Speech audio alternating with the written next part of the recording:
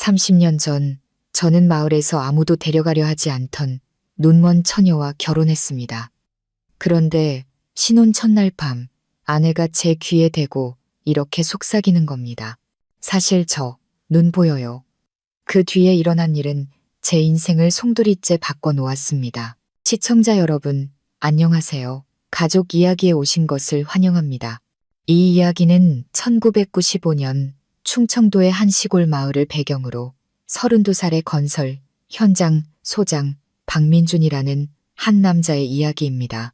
그는 어린 시절 사고로 생긴 얼굴에 길게 난 흉터를 갖고 있었습니다. 그 흉터 때문에 늘 주눅 들어 있던 그는 아내를 찾는데 많은 어려움을 겪었습니다. 연로하신 어머니의 성화에 못 이겨 그는 결국 눈을 낮춰 중매쟁이의 도움을 받기로 합니다. 그렇게 눈먼 처녀와 결혼하기로 했을 때 운명이라 생각했습니다. 하지만 신혼 첫날 밤 끔찍한 비밀이 밝혀집니다. 그녀는 눈이 멀지 않았다는 것, 그녀는 왜 눈먼 척을 해야만 했을까요? 그리고 결혼이라는 문 뒤에서 두 사람을 기다리고 있는 것은 과연 무엇이었을까요? 이 이야기는 여러분의 눈을 뗄 수 없게 만들 것입니다. 제 이름은 박민준입니다. 1995년 제 나이 막 32이었죠. 제가 살던 이 시골 마을에서 제 나이는 노총각, 그것도 노총각 축에 들었습니다. 제 또래 친구들은 벌써 아들, 딸 낳고 큰애는 마당을 뛰어다니고 작은애는 포대기에 쌓여 있을 때 저는 여전히 낡은 기와집에서 늙은 어머니와 단둘이 외롭게 살고 있었습니다. 사람들은 저를 보며 어떤 이는 안쓰러워했고 어떤 이는 뒤에서 수근거렸습니다. 눈이 높아서 그렇다. 성격이 까다로워서 그렇다. 그러니 어떤 여자도 거들떠보지 않는 거라고요. 하지만 저와 제 어머니만이 진짜 속사정이 무엇인지 알고 있었습니다. 바로 제 왼쪽 뺨에 길게 난 흉터 때문이었죠. 그 흉터는 어릴 적 사고의 흔적이었습니다. 감나무에 올라갔다가 발을 헛디뎌 떨어졌는데 하필 얼굴이 깨진 항아리 조각 위로 떨어진 겁니다. 그 상처는 관자놀이 근처에서 입꼬리까지 길게 이어져 마치 진해 한 마리가 늘 얼굴에 붙어 있는 듯한 흉측한 모습이었습니다. 어릴 때는 멋모르고 지냈지만 나이가 들수록 그 흉터가 보이지 않지만 너무나도 거대한 벽이라는 것을 깨닫게 되었습니다. 마을 처녀들은 저를 보면 슬금슬금 피했고 어떤 처녀는 무섭다며 아예 얼굴을 돌려버렸습니다. 그들이 아기가 있어서 그런 게 아니란 걸 압니다. 하지만 제 겉모습이 첫인상부터 호감을 주기 어려운 것은 사실이었으니까요. 저는 건설 현장 소장으로 일했습니다. 이 일은 잘생긴 외모보다는 튼튼한 체력과 정확한 계산, 그리고 인부들을 휘어잡는 카리스마가 필요했죠. 하늘이 도우셨는지 저는 이 일에서 제법 인정을 받았습니다. 읍내 크고 작은 공사는 거의 제 손을 거쳐갔습니다. 현장 인부들도 저를 따랐습니다. 제가 인건비를 떼먹거나 자재를 빼돌리는 일 없이 정직하게 일했기 때문이죠. 제가 버는 돈도 적지 않았습니다. 늙은 어머니와 둘이서 풍족하게 살고 낡은 집을 번듯하게 고치기에도 충분했습니다. 하지만 돈으로 높은 담장과 넓은 집은 지을 수 있어도 진정한 의미의 따뜻한 가정은 지을 수 없었습니다. 매일 일을 마치고 텅 빈 집에 돌아와 어머니와 단둘이 앉아 있으면 마음 한구석이 말할 수 없이 무거워졌습니다. 어느덧 60을 훌쩍 넘기신 어머니는 허리가 굽고 머리는 하얗게 새어버렸습니다. 어머니의 가장 큰 걱정은 당신의 건강이 아니라 바로 제 결혼 문제였습니다. 밥상머리에서 늘 한숨을 쉬셨고 저를 안쓰럽게 쳐다보다가 이내 고개를 돌리셨습니다.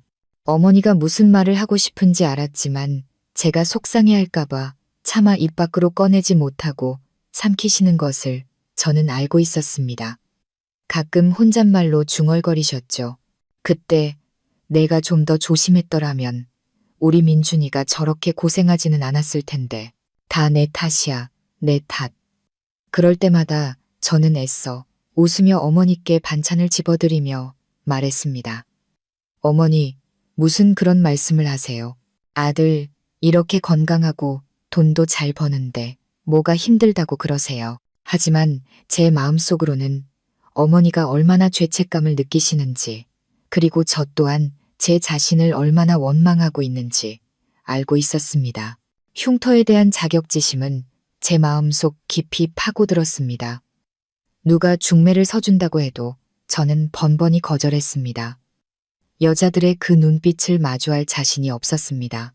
안쓰러워하는 눈빛, 동정하는 눈빛이 싫었습니다. 몇 번 선을 본 적도 있었지만 결과는 늘 같았습니다. 그들은 조용히 거절하거나 제 얼굴을 가진 남자와는 살 수 없다고 단호하게 말했습니다. 한 남자의 자존심이 몇 번이고 짓밟히자 저는 점점 더 제 마음의 문을 닫아버렸습니다. 차라리 이대로 늙은 어머니를 모시고 혼자 사는 게 헛된 행복을 줬다가 상처만 더 받는 것보다 낫다고 생각했습니다. 하지만 제 바람이 세월의 흐름을 이길 수는 없었습니다. 어머니는 날이 갈수록 약해지셨습니다. 밤마다 이어지는 마른 기침 소리는 제 심장을 칼로 베는 듯 했습니다. 저는 어머니가 저뿐만 아니라 손주를 한번 안아보고 싶어 하신다는 것을 알고 있었습니다. 늙어가는 삶에 작은 기쁨이라도 더해드리고 싶었습니다. 이웃집에서 아이들이 까르르 웃으며 노는 소리가 들릴 때마다 그쪽을 바라보는 어머니의 간절한 눈빛에 제 마음은 편치 않았습니다. 저는 효자였습니다. 어머니를 위해서라면 무엇이든 할 수 있었습니다. 하지만 어머니의 그 소박한 소원만큼은 하늘의 별 따기처럼 어렵게만 느껴졌습니다. 밤에 차가운 방에 홀로 누워 뒤척이며 생각했습니다. 정말 이대로 평생 살아야 하나? 어머니의 마지막 소원도 못 들어드리고 이대로 보내드려야 하나? 그런 질문들이 제 가슴을 후벼 파며 제 자신이 너무나 한심하고 무능력하게 느껴졌습니다. 1995년 늦은 봄의 어느 날 오후였습니다. 날씨는 아직 쌀쌀했죠. 저는 이웃 동네 현장을 둘러보고 돌아오는 길이었습니다. 온몸엔 희뿌연 시멘트 가루가 묻어 있었죠. 마당에 오토바이를 세우자 어머니가 마당의 큰 감나무 아래 평상에 앉아 계신 것이 보였습니다.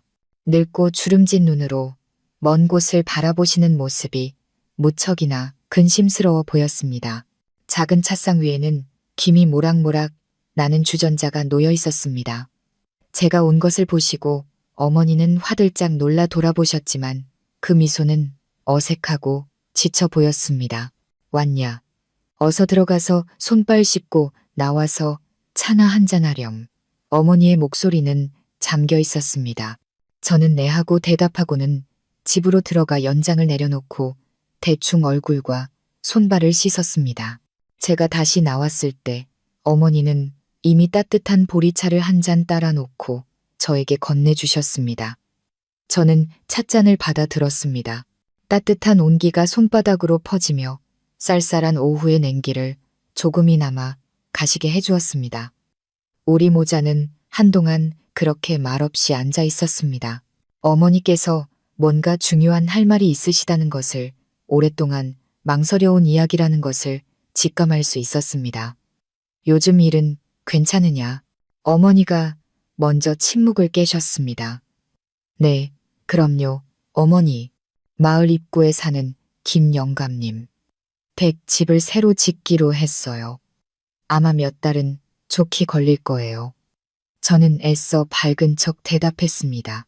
어머니는 고개를 끄덕이셨지만 시선은 제 얼굴에서 떠나지 않았습니다. 제 흉터를 뚫어지게 바라보셨습니다. 그 눈빛에는 안타까움과 고통이 뒤섞여 있었습니다. 어머니는 길고 긴 한숨을 내쉬었습니다. 그 한숨에는 어머니로서의 모든 슬픔이 담겨 있었습니다. 민준아, 어머니가 저를 부르셨습니다. 목소리가 한결 진지해졌습니다. 우리 눈을 조금만 낮춰보면 어떨까? 저는 순간 멈칫했습니다. 찻잔을 든 손이 미세하게 떨렸습니다. 어머니가 무슨 말씀을 하시는지 알 수 있었습니다. 눈을 낮춘다. 그 두 단어가 어찌나 쓰라리게 들리던지요. 제가 온전치 못한 선택을 받아들여야 할 만큼 비참한 처지란 말인가. 어머니, 무슨 말씀이세요? 저 지금도 잘 살고 있잖아요. 저는 애써 화제를 돌리려 했습니다. 뭐가 잘 살아, 잘 살기는. 어머니의 목소리가 조금 높아졌습니다. 드문 일이었습니다. 내 꼴을 좀 봐라. 나이가 32이야. 내 친구 놈들은 다 애 업고 다니고 집안이 북적북적한데 넌 이게 뭐냐. 맨날 그림자처럼 혼자 다니고 애미는 늙었다. 너랑 평생 같이 살아줄 수 없어. 나중에 내가 눈 감으면 누가 내 밥 해주고 누가 내 빨래 해줄 거냐? 어머니의 눈가에 눈물이 맺히기 시작했습니다. 제 가슴이 철렁 내려앉았습니다. 저는 어머니가 우는 것이 세상에서 가장 무서웠습니다. 어머니의 눈물 한 방울, 한 방울이 제 심장을 찌르는 바늘 같았습니다. 죄송해요, 어머니. 제가 잘못했어요. 저는 고개를 숙이고 작은 목소리로 말했습니다. 어머니는 손을 들어 눈물을 급히 닦아내셨습니다. 제 거친 손을 잡으시며 한결 부드러워진 목소리로 말씀하셨습니다. 내가 널 탓하는 게 아니다. 그냥 네가 안쓰러워서 그렇지. 내 얼굴 흉터 때문에 네가 얼마나 속 썩는지 안다. 하지만 얘야, 사람은 정으로 사는 거지 겉모습만 보고 사는 게 아니란다. 우리 조금은 부족한 부분이 있는 처녀를 찾아보는 건 어떠냐. 어쩌면 서로의 아픔을 더 잘 이해하고 더 쉽게 마음을 열 수 있을지도 모르잖니. 어머니의 말씀은 제 자존심에 찬물을 끼얹는 것 같았지만 동시에 캄캄한 어둠 속에서 비치는 한 줄기 빛 같기도 했습니다. 조금은 부족한 부분이 있는 처녀. 어머니는 혼기를 놓친 여자, 사정이 딱한 여자, 혹은 몸에 장애가 있는 여자를 말씀하고 계셨습니다. 저는 단 한 번도 그런 생각을 해본 적이 없었습니다. 마음속으로는 늘 평범하고 건강한 아내를 꿈꿨습니다. 하지만 냉혹한 현실은 그런 꿈이 제게는 너무나 사치스러운 것이라고 말해주고 있었습니다. 저는 침묵했습니다. 머릿속은 복잡한 생각들로 뒤엉켰습니다. 한편으로는 모욕감을 느꼈지만 다른 한편으로는 어머니의 말씀이 틀리지 않다는 생각도 들었습니다. 어쩌면 불완전한 사람만이 나의 불완전함을 이해하고 받아줄 수 있을지도 모른다. 제가 고민하는 것을 보시고 어머니는 희망에 찬 목소리로 말을 이었습니다. 한번 잘 생각해 보거라. 아랫마을 김 여사가 중매를 그렇게 잘 선다더라. 내가 한번 찾아가서 부탁해 볼까? 내 인연이 거기에 있을지 누가 알겠니? 어미는 눈 감기 전에 네가 가정을 꾸리고 내 손에 손주 한번 안아보는 게 소원이란다. 어미가 이 걱정거리까지 저승에 가지고 가게 하지는 말아다오. 어머니의 마지막 말씀은 제 가슴에 밝힌 목과 같았습니다. 그렇다. 더 이상 내 이기적인 생각만 할 수는 없다. 내 행복은 중요하지 않을지 몰라도 어머니의 소원은 반드시 들어드려야 한다. 저는 어머니께 평생의 빚을 졌다. 이것이 제가 어머니의 은혜에 보답할 수 있는 유일한 길일지도 모른다. 저는 고개를 들어 눈물이 고였지만 희망으로 빛나는 어머니의 눈을 바라보았습니다. 깊은 숨을 들이마시고 마음속에 씁쓸함을 억지로 삼켰습니다. 네, 어머니 뜻대로 하세요. 어머니께서 알아서 해주세요. 그 말을 뱉는 순간 가슴이 뻥 뚫리는 것처럼 가벼워졌지만 동시에 이상할 정도로 텅 빈 기분이 들었습니다. 저는 그 순간부터 제 인생이 전혀 다른 방향으로, 제가 한 번도 상상해보지 못했던 방향으로 흘러가리라는 것을 직감했습니다. 바로 다음 날 아침, 풀잎에 맺힌 아침, 이슬이 채 마르기도 전에 어머니는 분주하게 준비를 시작하셨습니다. 가장 아끼시는 고운 밤색 한복을 꺼내 입으셨습니다. 그 옷은 집안에 큰일이 있을 때만 입으시는 옷이었습니다. 어머니는 또한 정성스럽게 잘 익은 사과 한 상자와 좋은 녹차 한 통을 보자기에 싸시더니 저에게 오토바이로 아랫마을 김여사 댁에 데려다 달라고 재촉하셨습니다. 들떠서 서두르시는 어머니의 모습을 보니 마음이 짠하면서도 한편으로는 아려왔습니다. 어머니의 모든 희망이 이제 이 길 위에 달려있는 것 같았습니다. 김 여사의 집은 마을 끝자락에 있었습니다. 소박한 기와집이었지만 마당은 깨끗하고 정갈하게 정돈되어 있었죠. 김 여사는 어머니와 비슷한 연배로 몸집은 작지만 민첩해 보였고 눈은 늘 무언가를 계산하는 듯이 반짝였습니다. 우리 모자가 도착하자 그녀는 대문까지 달려나와 반갑게 우리를 맞았습니다. 목소리가 낭낭했죠.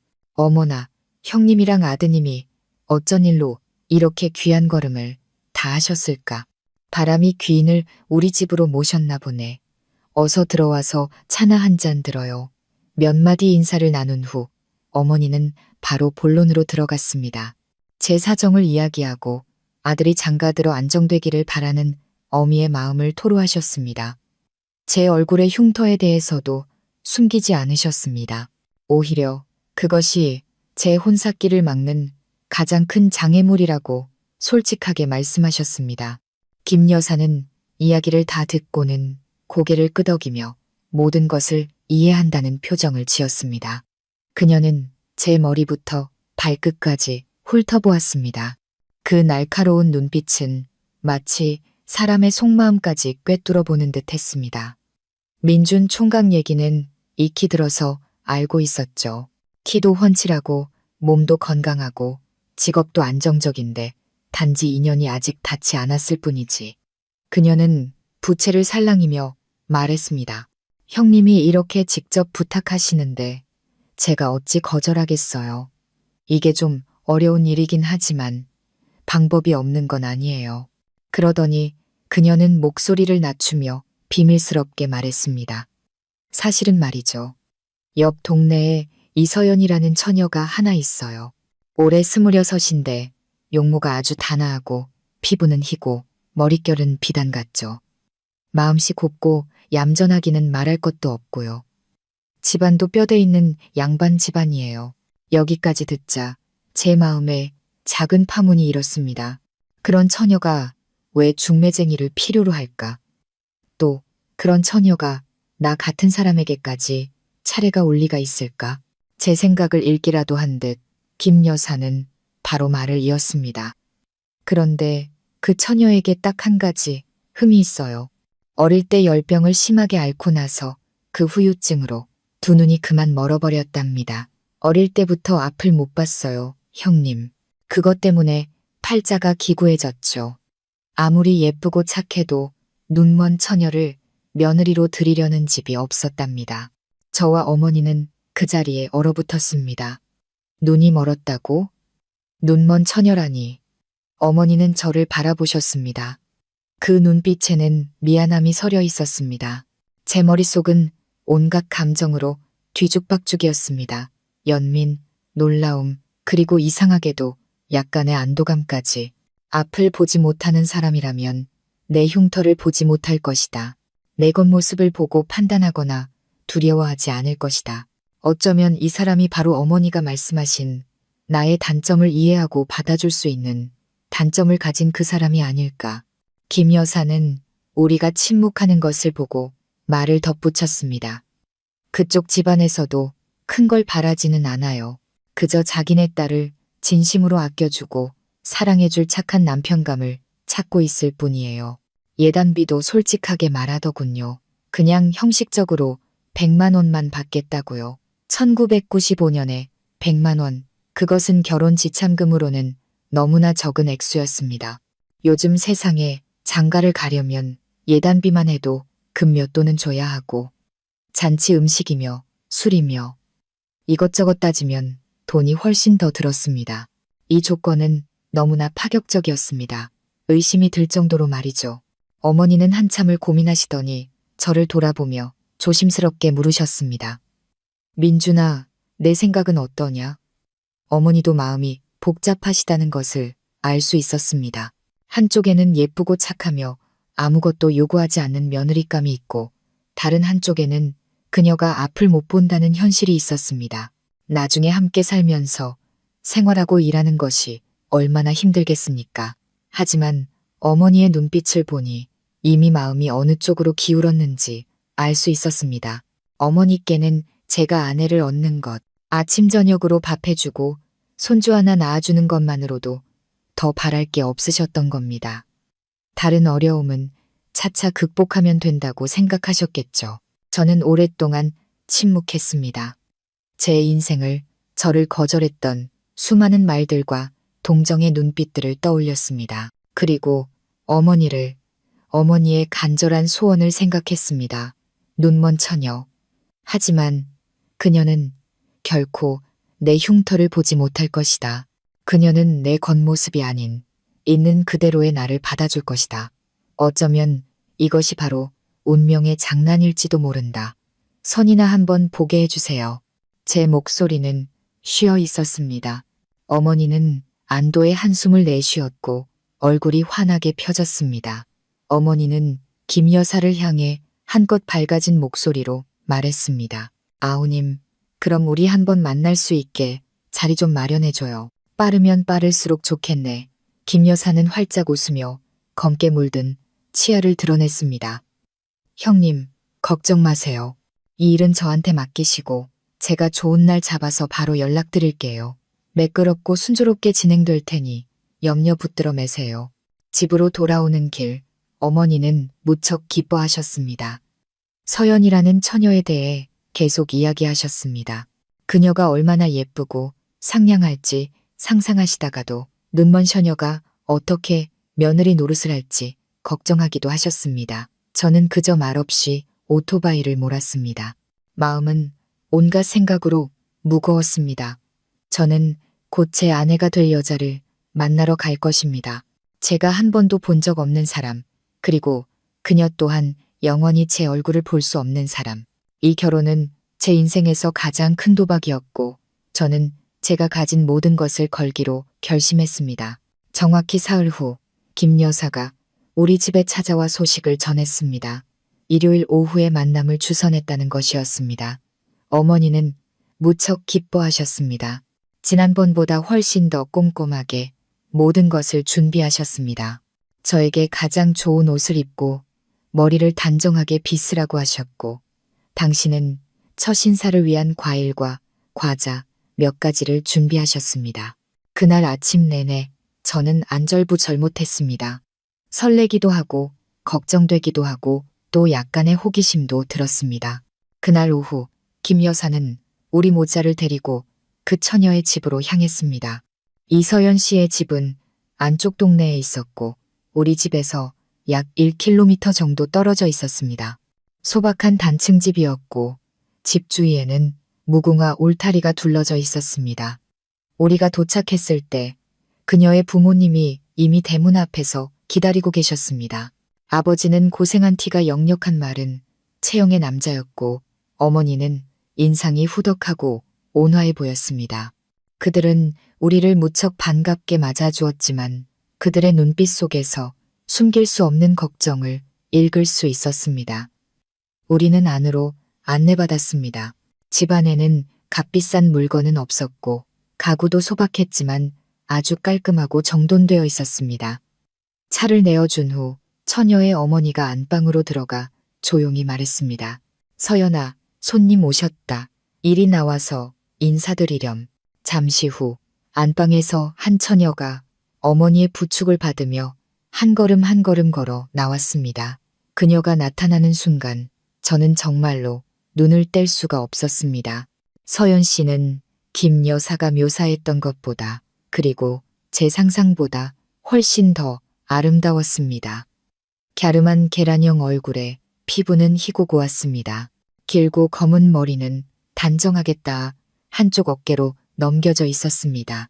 그녀는 소박한 꽃무늬 블라우스를 입고 있었지만 그 모습에서 이상하리만치 청초하고 맑은 분위기가 풍겨 나왔습니다. 단 하나 눈동자만이 보통 사람과 달랐습니다. 그녀의 눈은 무척 아름답고 크고 검었지만 초점이 없었습니다. 그저 앞을 향해 멀고 아득한 곳을 응시하고 있었습니다. 안녕하세요, 두 분. 오빠, 안녕하세요. 서연 씨가 입을 열었습니다. 목소리가 새소리처럼 맑았습니다. 그녀는 고개를 숙여 인사했지만 보이지 않기 때문에 방향이 약간 어긋났습니다. 어머니는 황급히 일어나 그녀에게 다가가 손을 잡으며 다정하게 말씀하셨습니다. 아가, 정말 예쁘구나. 이리 와서 아줌마 옆에 앉으렴. 그녀의 어머니가 그녀를 부축해 제 어머니 옆 의자에 앉혔습니다. 대화가 오가는 내내 서연 씨는 조용히 앉아 두 손을 무릎 위에 놓고 고개를 살짝 숙이고 있었습니다. 무척 수줍어하고 말이 없었습니다. 대부분 4명의 어른들이 대화를 이끌었습니다. 그녀의 부모님은 집안 사정과 그녀의 병에 대해 이야기했습니다. 그녀가 어릴 때부터 아주 착하고 순했지만 운이 없었다고요. 그들은 또한 시각장애인 딸을 둔 어려움을 숨기지 않았고 남은 평생 동안 그녀를 감싸주고 보호해줄 정말 좋은 남자를 찾고 싶다는 바람을 내비쳤습니다. 어머니는 계속해서 서연 씨를 칭찬하시고는 제 이야기를 하셨습니다. 제가 착하고 성실하며 얼굴에 약간의 흠이 있지만 정이 많은 사람이라고요. 마치 그들을 설득하려는 듯, 그리고 동시에 당신 자신을 안심시키려는 듯 말씀하셨습니다. 대화 내내 저는 거의 아무 말도 하지 않고 조용히 서연 씨를 관찰했습니다. 저는 그녀가 보지 못함에도 불구하고 귀가 무척 밝다는 것을 알아차렸습니다. 누군가 말할 때마다 그녀는 그쪽으로 고개를 살짝 기울여 듣곤 했습니다. 가끔 어머니의 칭찬을 들으면 두 뺨이 붉게 물들었는데 그 모습이 무척 사랑스러웠습니다. 저는 속으로 생각했습니다. 이렇게 아름답고 착해 보이는 처녀가 만약 눈이 보였다면 과연 내 차례가 왔을까? 절대로 아니었을 것이다. 그렇게 생각하니 마음속에서 이상한 균형감이 느껴졌습니다. 나는 얼굴에 흉터가 있고 그녀는 보이지 않는 눈을 가졌다. 우리는 둘 다 불완전한 사람들이다. 어쩌면 그렇기 때문에 우리가 서로에게 다가갈 수 있는 것일지도 모른다. 대화가 끝날 무렵 그녀의 어머니가 물었습니다. 서연아, 민준 총각에게 묻고 싶은 말 없니? 서연 씨는 화들짝 놀라며 약간 당황한 듯 보였습니다. 그녀는 잠시 침묵하더니 고개를 살짝 저으며 작은 목소리로 말했습니다. 네, 없어요. 만남은 다소 어색한 분위기 속에서 끝났지만 순조로웠다고 할 수 있었습니다. 그녀의 부모님은 저를 마음에 들어 하시는 것 같았습니다. 그들은 우리를 대문까지 배웅하며 김 여사에게 연신 고마워했고 조만간 답을 주겠다고 약속했습니다. 돌아오는 길에 김 여사는 우리 두 사람이 잘 어울린다고 칭찬을 아끼지 않았습니다. 어머니는 무척 기뻐하셨습니다. 저를 돌아보며 물으셨죠. 그 아가씨 어떠냐? 괜찮으냐? 저는 바로 대답하지 않았습니다. 초점 없는 눈동자와 아름다운 얼굴을 가진 그녀의 모습이 머릿속에 계속 맴돌았습니다. 제가 그녀를 좋아하는지 아니면 단순히 운명을 받아들이는 것인지 알 수 없었습니다. 어머니께서 알아서 결정하세요. 저는 조용히 대답했습니다. 어머니는 그 말을 듣고 제 뜻을 알아차리셨습니다. 만족스러운 미소를 지으셨죠. 제가 암묵적으로 동의했다는 것을 아신 겁니다. 단 한 번의 짧은 만남으로 결정된 결혼. 사랑도 서로를 알아가는 과정도 없었습니다. 그저 두 불완전한 인생이 서로에게 기대어 남은 생을 살아가기를 바라는 마음으로 이어진 것뿐이었습니다. 저는 처녀의 집에서 생각할 시간이 더 필요하거나 적어도 서로를 더 잘 알기 위해 몇 번 더 만나자고 할 줄 알았습니다. 하지만 제 생각은 틀렸습니다. 첫 만남 후 불과 이틀 만에 김 여사가 허둥지둥 우리 집으로 달려왔습니다. 얼굴에는 희색이 만연했죠. 저와 어머니 모두 예상치 못한 소식을 전했습니다. 형님, 민준 총각, 좋은 소식, 좋은 소식이에요. 그녀는 대문 밖에서부터 외쳤습니다. 그쪽 집에서 허락했어요. 민준 총각을 아주 마음에 들어해요. 착하고 어른스럽고 믿음직스럽다고 칭찬이 자자해요. 민준 총각에게 딸을 맡기면 마음이 놓인다고 하더군요. 어머니는 그 말을 듣고 뛸 듯이 기뻐하며 황급히 김 여사를 안으로 모시고 떨리는 손으로 차를 따랐습니다. 저는 마당 한가운데서 마치 못 박힌 듯 서 있었습니다. 허락했다고? 이렇게 빨리. 저는 그날 만남 이후의 감정을 아직 정리하지도 못했는데 모든 것이 너무나 빠르고 갑작스럽게 진행되어 마치 걷잡을 수 없는 급류에 휩쓸리는 기분이었습니다. 김 여사는 자리에 앉아 차를 한 모금 마시고는 흥분된 목소리로 말을 이었습니다. 허락만 한 게 아니에요. 그쪽에서는 되도록 빨리 일을 진행하고 싶어 해요. 밤이 길면 꿈도 많다고 오래 끌다가 다른 사람들이 이러쿵저러쿵 말 나올까봐 걱정하는 거죠. 처녀 아버지가 저더러 와서 형님과 총각 의견을 물어보라고 하더군요. 언제쯤 어른들끼리 만나서 정식으로 이야기하면 좋을지 말이에요. 어머니는 1초도 고민하지 않고 바로 대답하셨습니다. 어머나, 너무 잘 됐네. 아우님, 우리야 언제든지 준비되어 있지. 좋은 날만 잡히면 바로 찾아가겠네. 하루라도 빠르면 더 좋고. 그리고 어머니는 저를 돌아보셨습니다. 내 생각은 어떠냐고 묻는 듯한 눈빛으로 저는 이제 와서 반대할 수 없다는 것을 알았습니다. 모든 것은 이미 어른들에 의해 결정되었습니다. 저는 이 바둑판의 졸이었고 다른 수를 둘 권리가 없었습니다. 저는 조용히 고개를 끄덕여 대답을 대신했습니다. 그렇게 모든 일은 눈 깜짝할 사이에 진행되었습니다. 어머니와 김 여사는 용한 점쟁이를 찾아가 불과 2주 뒤로 약혼식 날짜를 받아왔습니다. 약혼식 날, 우리 집에서는 떡과 과일, 그리고 가장 중요한 예단비 100만 원을 가지고 처녀의 집으로 갔습니다.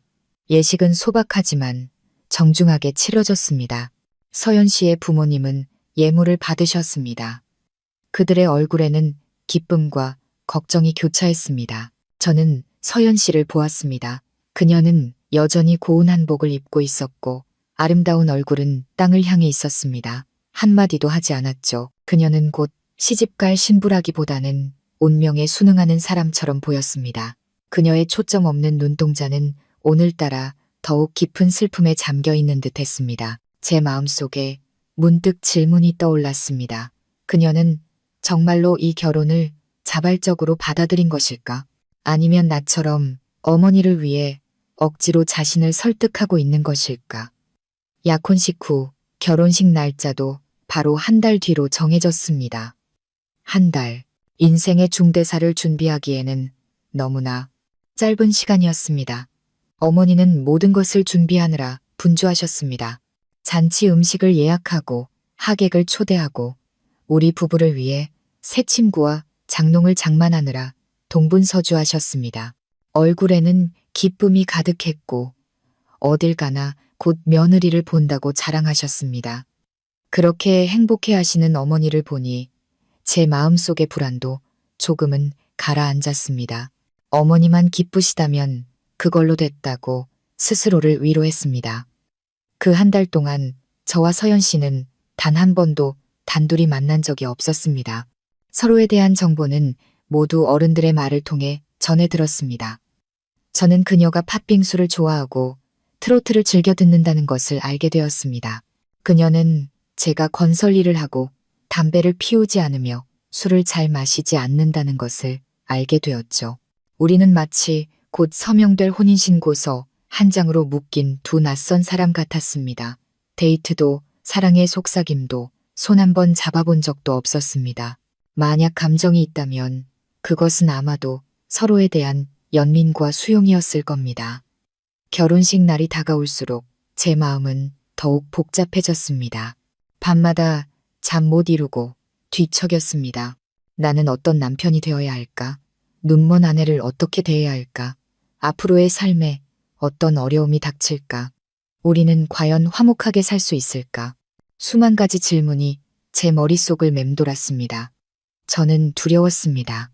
제가 곧 발을 들여놓을 그 막막한 미래가 두려웠습니다.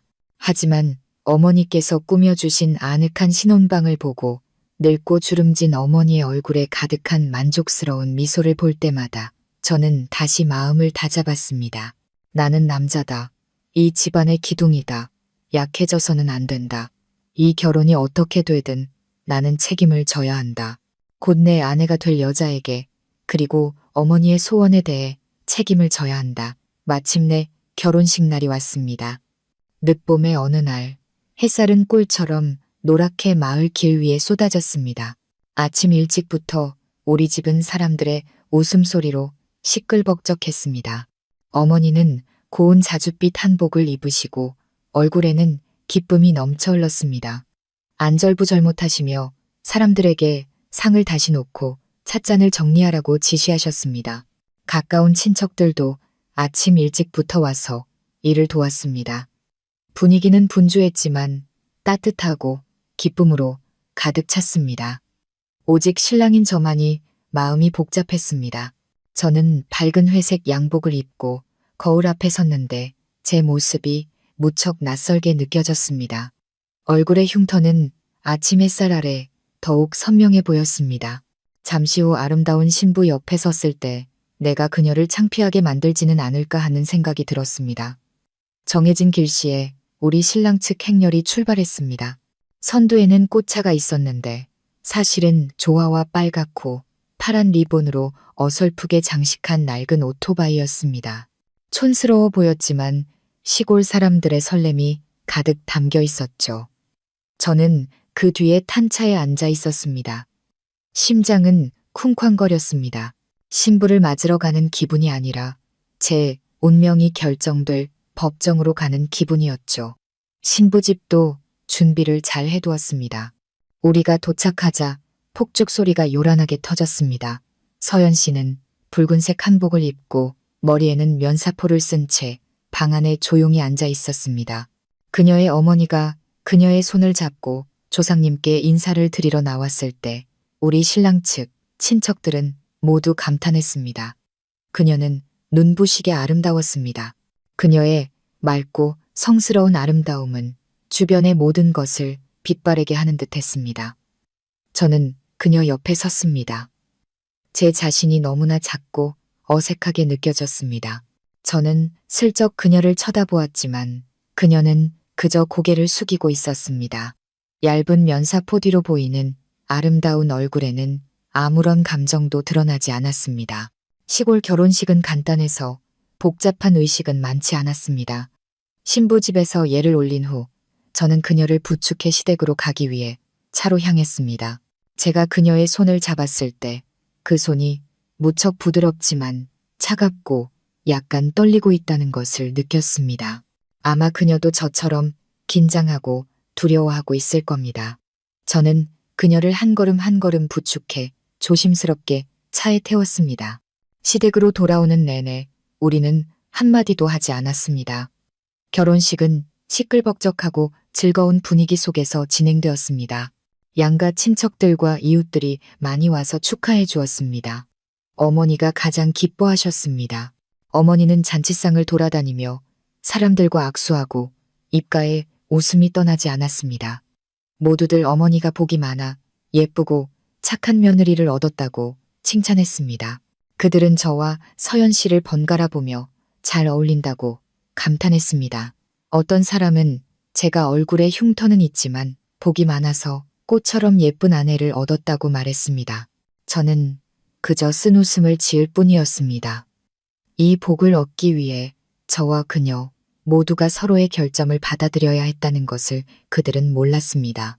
저와 서연 씨는 상을 하나하나 돌며 하객들에게 감사 인사를 하고 술을 따랐습니다. 그녀가 앞을 보지 못하기 때문에 저는 항상 그녀 곁에 바싹 붙어 한 손으로는 그녀의 허리를 감싸고 다른 한 손으로는 술잔을 들었습니다.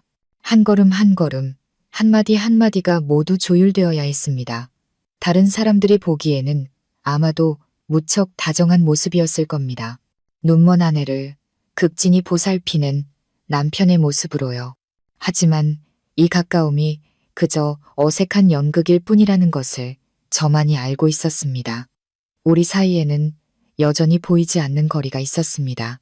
잔치가 끝나고 손님들이 하나둘씩 돌아갔습니다.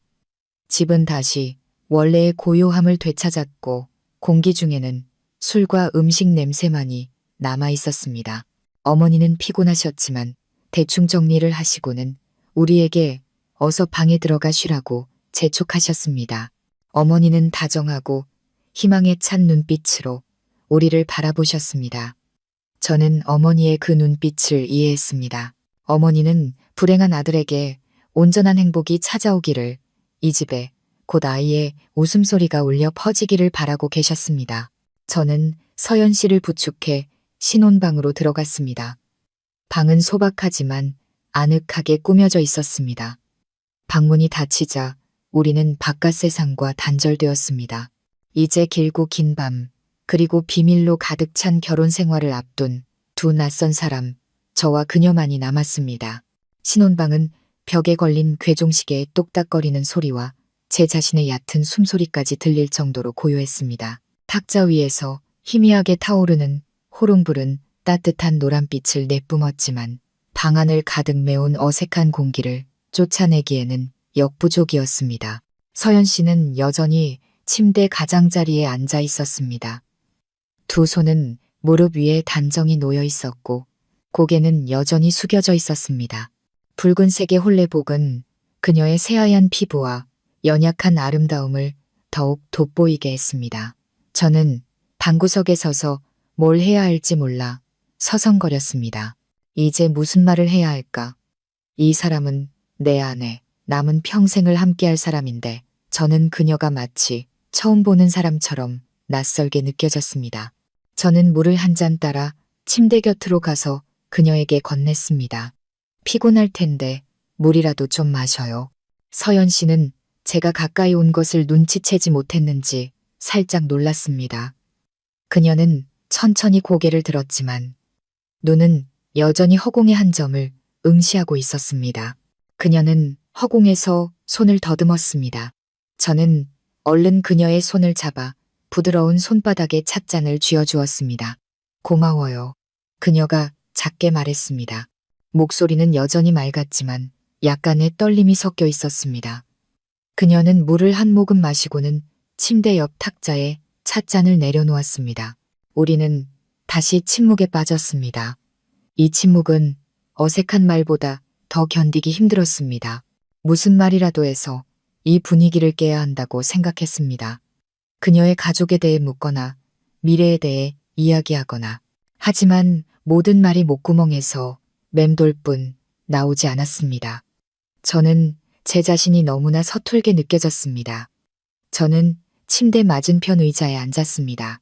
그녀와 약간의 거리를 둔 채 저는 그렇게 앉아 호롱불 아래의 그녀를 조용히 바라보았습니다. 그녀는 정말 아름다웠습니다. 사람의 마음을 설레게 하는 아름다움. 하지만 그 아름다움 뒤에는 깊은 슬픔이 숨겨져 있는 듯 했습니다. 그녀의 눈빛, 앉아있는 자세, 그리고 침묵 속에서 그것을 느낄 수 있었습니다. 갑자기 서연 씨가 입을 열어 질식할 듯한 정적을 깼습니다. 민준 씨. 그녀의 목소리에 저는 깜짝 놀랐습니다. 네, 저 여기 있어요. 중요하게 드릴 말씀이 있어요. 그녀의 목소리는 이상할 정도로 진지했습니다. 저는 약간 놀랐습니다. 신혼 첫날 밤에 해야 할 만큼 중요한 이야기가 대체 뭘까? 제 마음속에 불길한 예감이 스쳐 지나갔습니다. 말해요. 듣고 있으니까. 서연 씨는 마치 용기를 내는 듯 깊은 숨을 들이마셨습니다. 그녀는 바로 말하지 않고 제 눈을 의심하게 만드는 행동을 했습니다. 그녀는 천천히 일어섰습니다. 조금도 더듬거리지 않고 확고한 걸음걸이로 호롱불이 있는 탁자 쪽으로 똑바로 걸어갔습니다. 그녀의 가느다란 손이 심지를 살짝 돌리자 불꽃이 확 타오르며 방 안 구석구석과 놀라서 굳어버린 제 얼굴을 환하게 비추었습니다. 그리고 그녀는 몸을 돌려 저와 마주 섰습니다. 그리고 가장 놀라운 일이 일어났습니다. 제가 늘 초점 없고 공허하다고 생각했던 그녀의 눈이 지금 저를 똑바로 바라보고 있었습니다. 선명하고 뚜렷하며 깊이가 있는 눈빛이었습니다. 그 눈동자 속에는 제 자신의 모습이 비치고 있었습니다. 놀라서 입을 벌리고 있는 한 남자의 모습이 당신, 저는 말을 잇지 못하고 더듬거렸습니다. 서연 씨는 저를 보며 입술을 살짝 움직였습니다. 그리고 그녀는 한마디를 내뱉었습니다. 짧지만 모든 것을 뒤엎어버릴 만큼 강력한 한마디를 죄송해요. 눈 보여요. 머릿속이 핑 도는 것 같았습니다. 눈이 보인다고? 그녀가 눈이 보인다고 말했다. 그럴 리가 없다. 온 동네 사람들, 그녀의 가족, 중매쟁이, 그리고 나 자신까지 모두 그녀가 선천적인 시각장애인이라고 믿고 있었다. 이건 장난인가? 신혼 첫날 밤에 치기에는 너무나 잔인한 장난. 무슨 소리예요? 그런 농담하지 말아요. 저는 애써 쓴 웃음을 지으며 이것이 단지 오해이기를 바랐습니다. 하지만 서연 씨는 웃지 않았습니다. 그녀의 표정은 매우 진지했고 심지어 고통스러워 보이기까지 했습니다. 그녀는 제 쪽으로 한 걸음 더 다가왔습니다. 맑은 눈으로 제 얼굴의 흉터를 똑바로 바라보았습니다. 농담 아니에요. 정말이에요. 저는 모든 걸 똑똑히 볼 수 있어요. 민준 씨도 보이고 민준 씨 얼굴의 흉터도 보여요. 그리고 지금 당신 눈에 비친 놀라움도 전부 보여요. 그녀가 뱉는 말 한마디 한마디가 마치 망치처럼 제 머리를 내리쳤습니다. 진실은 눈앞에 명백하게 드러났고 부정할 수 없었습니다. 저는 속았습니다. 우리 가족 모두가 철저하게 속은 겁니다. 분노와 실망, 배신감이 가슴 속에서 들끓었습니다. 저는 눈먼 아내를 받아들였고 앞으로의 모든 어려움을 감당할 각오를 했습니다. 그 모든 것은 그녀에 대한 연민과 그녀라면 나의 단점을 이해해 줄 것이라는 생각 때문이었습니다. 하지만 이 모든 것이 단지 연극이었다니. 왜 그랬어요? 저는 터져나오려는 분노를 억누르며 으르렁거렸습니다. 우리 가족을 속여서 대체 뭘 얻으려고 한 거예요? 따뜻하고 행복해야 할 신혼방은 이제 팽팽한 긴장감과 방금 드러난 끔찍한 비밀만이 가득했습니다. 저의 신혼 첫날 밤은 그렇게 시작되었습니다. 분노에 찬 제 질문에도 서연 씨는 동요하지 않았습니다. 그녀는 그저 고개를 숙이고 두 손을 꽉 마주 잡고 있었습니다. 힘을 너무 준 탓에 손가락이 하얗게 질려 있었습니다. 그녀의 침묵은 제 안의 분노를 더욱 거세게 타오르게 했습니다. 저는 마치 처음부터 끝까지 농락당한 바보가 된 기분이었습니다. 말해요. 왜 아무 말이 없어요? 내가 우스워요. 저는 한 걸음 더 다가섰습니다. 목소리는 이미 평정을 잃고 있었습니다. 제 태도에 서연 씨는 살짝 몸을 떨었습니다. 그녀는 고개를 들었습니다. 눈에는 이미 눈물이 그렁그렁했습니다. 죄송해요. 제가 잘못했어요. 민준 씨를 속인 거 알아요. 하지만 저도 정말 어쩔 수 없는 사정이 있었어요. 그녀가 울먹이며 말했습니다. 사정. 저는 씁쓸하게 코웃음을 쳤습니다. 다른 사람을 속여야만 하는 사정이 대체 뭔데요? 당신이 눈이 먼 줄 알고 나와 우리 어머니가 모든 걸 감수했다는 거 알아요? 우리는 평생 당신을 돌볼 각오까지 했어요. 그런데 이 모든 게 당신이 꾸민 연극이었다고요? 그런 게 아니에요. 서연 씨는 황급히 설명하며 눈물이 뺨을 타고 흘러내렸습니다. 제발 진정하고 제 이야기 좀 끝까지 들어주세요. 저는 팔짱을 끼고 벽에 기댔습니다. 여전히 의심스러운 눈초리로 그녀를 쳐다보았습니다. 자신의 행동을 정당화하기 위해 어떤 변명을 늘어놓을지 보고 싶었습니다. 좋아요. 설명할 기회를 주죠. 말해봐요. 서연 씨는 손을 들어 눈물을 급히 닦았습니다. 그녀는 깊은 숨을 들이마시고는 떨리는 목소리로 이야기를 시작했습니다. 제가 눈먼 척한 건 저희 부모님이 시키신 일이에요. 저희 집이 무척 가난해요. 부모님은 늘 편찮으시고요. 언니들은 다 멀리 시집가서 도움을 줄 형편이 못 돼요. 부모님은 제가 혼자 늙어 고생할까봐 제 결혼을 무척 서두르셨어요. 그녀는 제 반응을 살피려는 듯 잠시 말을 멈췄습니다. 저는 여전히 침묵했지만 마음속의 분노는 조금 누그러졌습니다. 모든 죄를 그녀 혼자에게 돌리는 것은 공평하지 않다는 생각이 들었습니다. 그녀는 말을 이었습니다. 하지만 제 혼삿길도 순탄치 않았어요. 선을 보면 어떤 남자는 저희 집이 가난하다고 퇴짜를 놓고 어떤 남자는 제 마음에 들지 않았어요. 그렇게 시간이 흘러갔죠. 부모님은 너무 조급해진 나머지 이런 꾀를 내신 거예요. 딸에게 흠이 좀 있으면 남자 쪽에서 많은 걸 요구하지 않을 거고 결혼도 더 쉬울 거라고요. 저더러 그냥 눈먼 척하고 있다가 중매쟁이를 통해 착하고 성실한 남편감을 찾으라고 하셨어요. 시집가서 나중에 적당한 핑계를 대고 눈이 나았다고 하면 된다고요. 이 말을 듣자 저는 끼어들지 않을 수 없었습니다. 그럼 당신 가족 전부, 그리고 그 중매쟁이까지 다 한통속이 돼서 날 속인 거군요. 서연 씨는 조용히 고개를 끄덕였습니다. 눈물이 다시 흘러나왔습니다. 김 여사는 저희 어머니의 사촌 동생이에요. 제가 잘못했다는 거 알아요. 하지만 부모님이 우시면서 다 저를 위해서라고 좋은 남편 만나 의지하고 살게 해주고 싶어서 그런 거라고 애원하시는데 저로서는 다른 방법이 없었어요. 그녀가 내놓은 이유는 그럴듯해 보였지만 여전히 뭔가 석연치 않았습니다. 너무 단순했습니다. 정말로 단지 빨리 결혼하고 싶다는 이유만으로 그녀와 그녀의 가족이 이렇게 정교하고 위험한 연극을 꾸몄단 말인가. 그럼 왜 나였죠? 저는 핵심을 찔렀습니다. 선을 본 사람들 중에 왜 하필 나였냐고요. 제 질문은 서연 씨의 마음속 깊은 곳을 건드린 듯 했습니다. 그녀는 오랫동안 침묵했습니다. 땅을 내려다보며 제 시선을 피했습니다. 김 여사님이 민준 씨가 좋은 사람이라고 했어요. 얼굴에 흉터가 있어서 혼사길이 막혔지만 정이 많고 다른 사람을 아낄 줄 아는 사람이라고요. 민준 씨 같은 사람이라면 제 사정을 이해해 줄 수 있을 거라고 생각했어요. 그녀의 설명에 제 마음이 무겁게 가라앉았습니다. 결국 그들의 눈에 나와 그녀는 둘 다 결점이 있는 사람, 서로의 동정이 필요한 사람들이었던 것이다.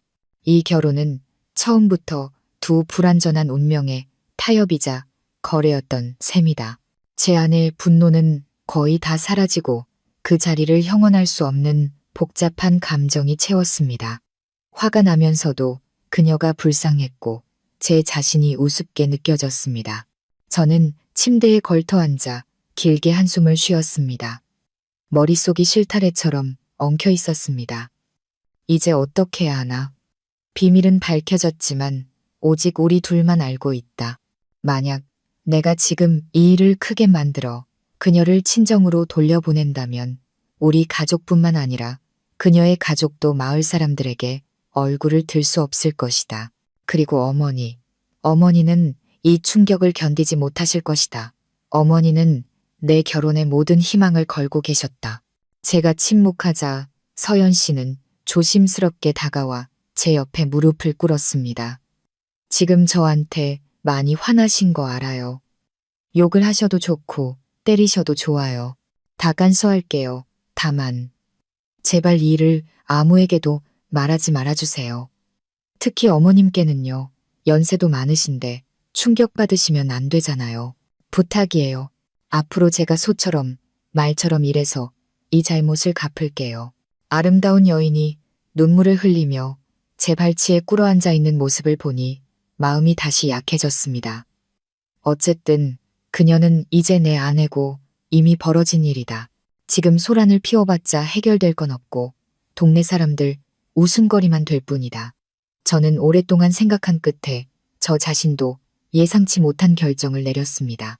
됐어요. 일어나요. 이 일은 아무에게도 말하지 않겠어요.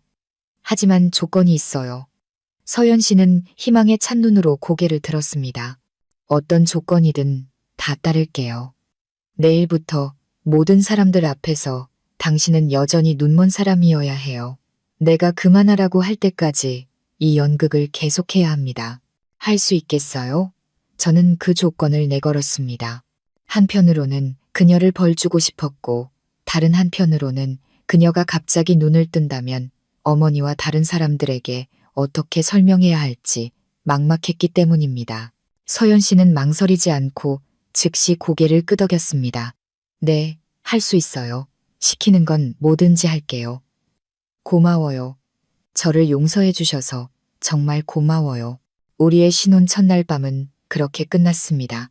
열정은 없고 비밀과 약속만이 남았습니다. 우리는 각자 침대 한쪽 끝에서 따로 잤습니다. 저는 그녀에게 등을 돌리고 누워 복잡한 생각에 잠겼습니다. 나는 아내를 얻었다. 아름답고 건강한 아내를. 하지만 내 결혼은 거짓말로 시작되었다. 그리고 내일부터 나는 그녀와 함께 그 거짓말 속에서 살아야만 한다. 다음 날 아침 제가 먼저 잠에서 깼습니다. 아침 햇살이 창틈으로 스며들어 방바닥에 밝은 줄무늬를 만들었습니다. 어젯밤의 분노와 충격은 가라앉고 피로감과 공허함만이 남았습니다. 저는 옆에 누운 사람을 돌아보았습니다. 서연 씨는 아직 깊이 잠들어 있었습니다.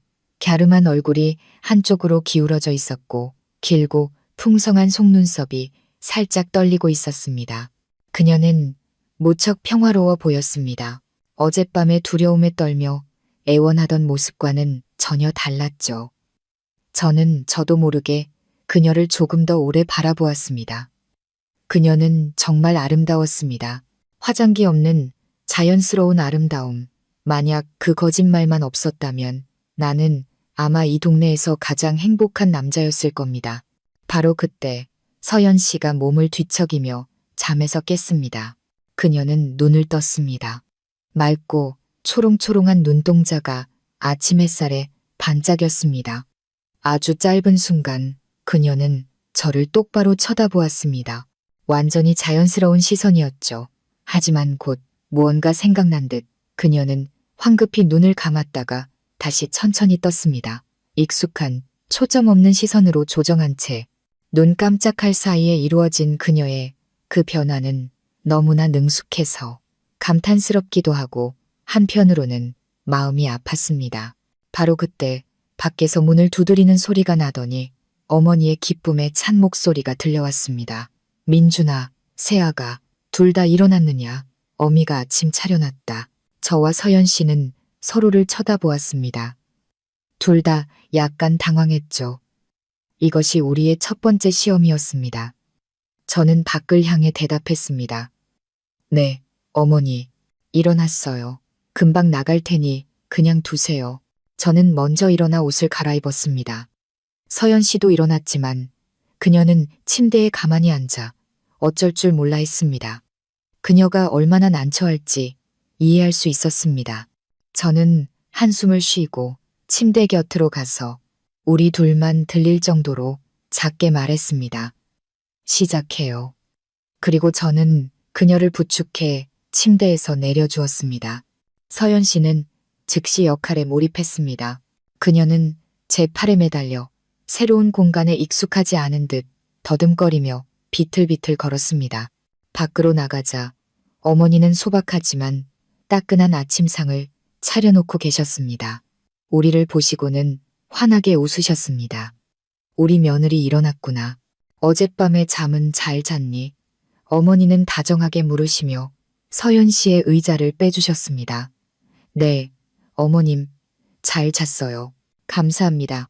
서연 씨는 고개를 숙인 채 작은 목소리로 대답했습니다. 첫 아침 식사는 기묘한 분위기 속에서 진행되었습니다.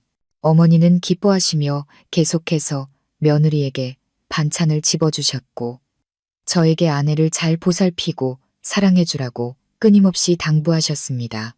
당신의 아들과 며느리가 서툰 연극을 하고 있다는 사실을 전혀 모르셨습니다. 서연 씨는 무척 어색해했습니다. 젓가락을 입으로 가져가다가 몇 번이나 헛디뎌 밥알을 상에 흘렸습니다. 그럴 때마다 그녀는 당황하며 부끄러워했습니다. 어머니는 그 모습을 보고 더욱 안쓰러워하셨습니다. 저를 돌아보며 말씀하셨죠. 새아기가 몸이 불편하니 네가 참고 잘 가르쳐 주렴, 민준아.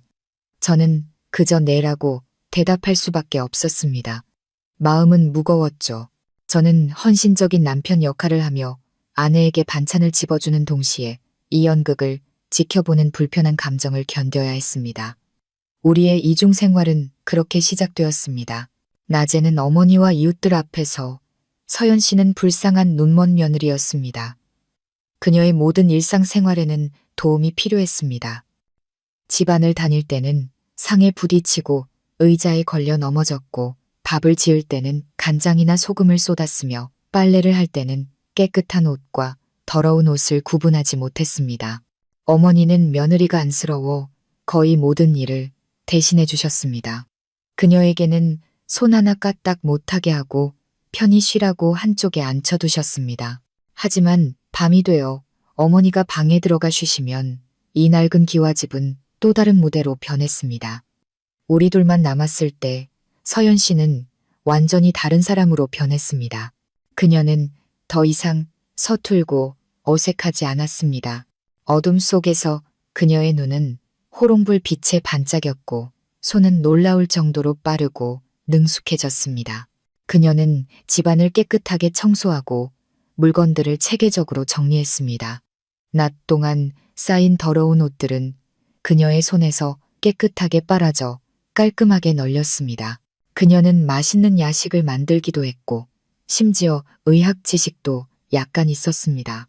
한 번은 제가 일하고 돌아와 감기에 걸렸는데 그녀는 따뜻한 생강차를 끓여주고 은수저로 등을 긁어주었습니다. 그 솜씨는 경험 많은 사람 못지않았습니다. 저는 매일 밤 그 변화를 조용히 지켜보았습니다.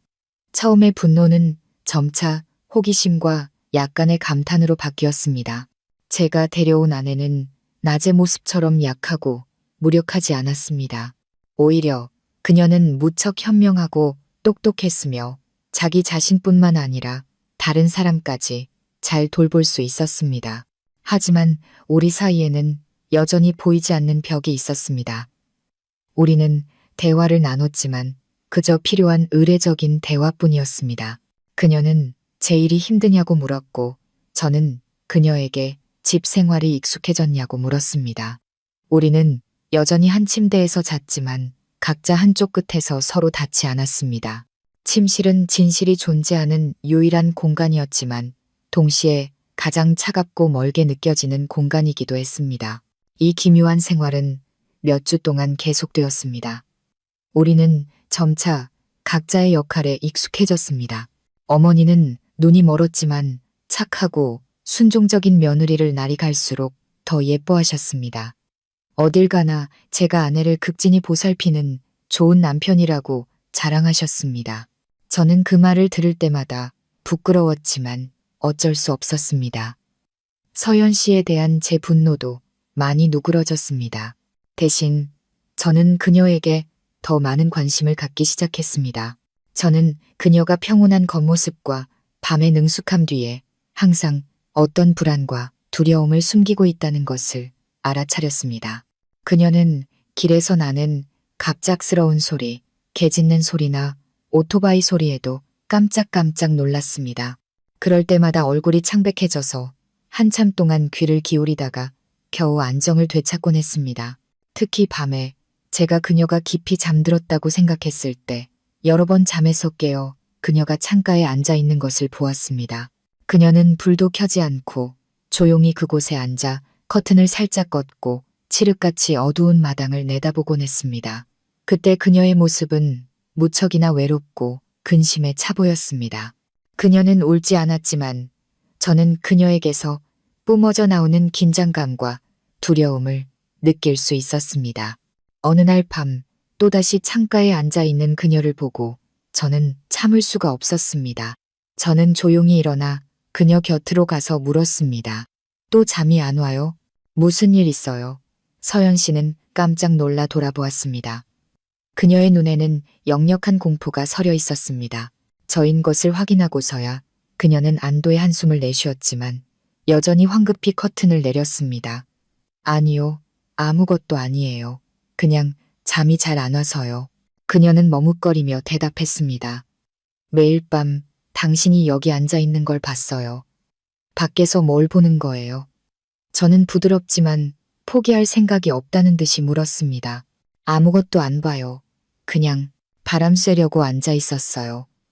그녀는 제 눈을 똑바로 쳐다보지 못하고 피했습니다. 저는 그녀가 거짓말을 하고 있다는 것을 알았습니다. 제 인내심은 한계에 다다랐습니다.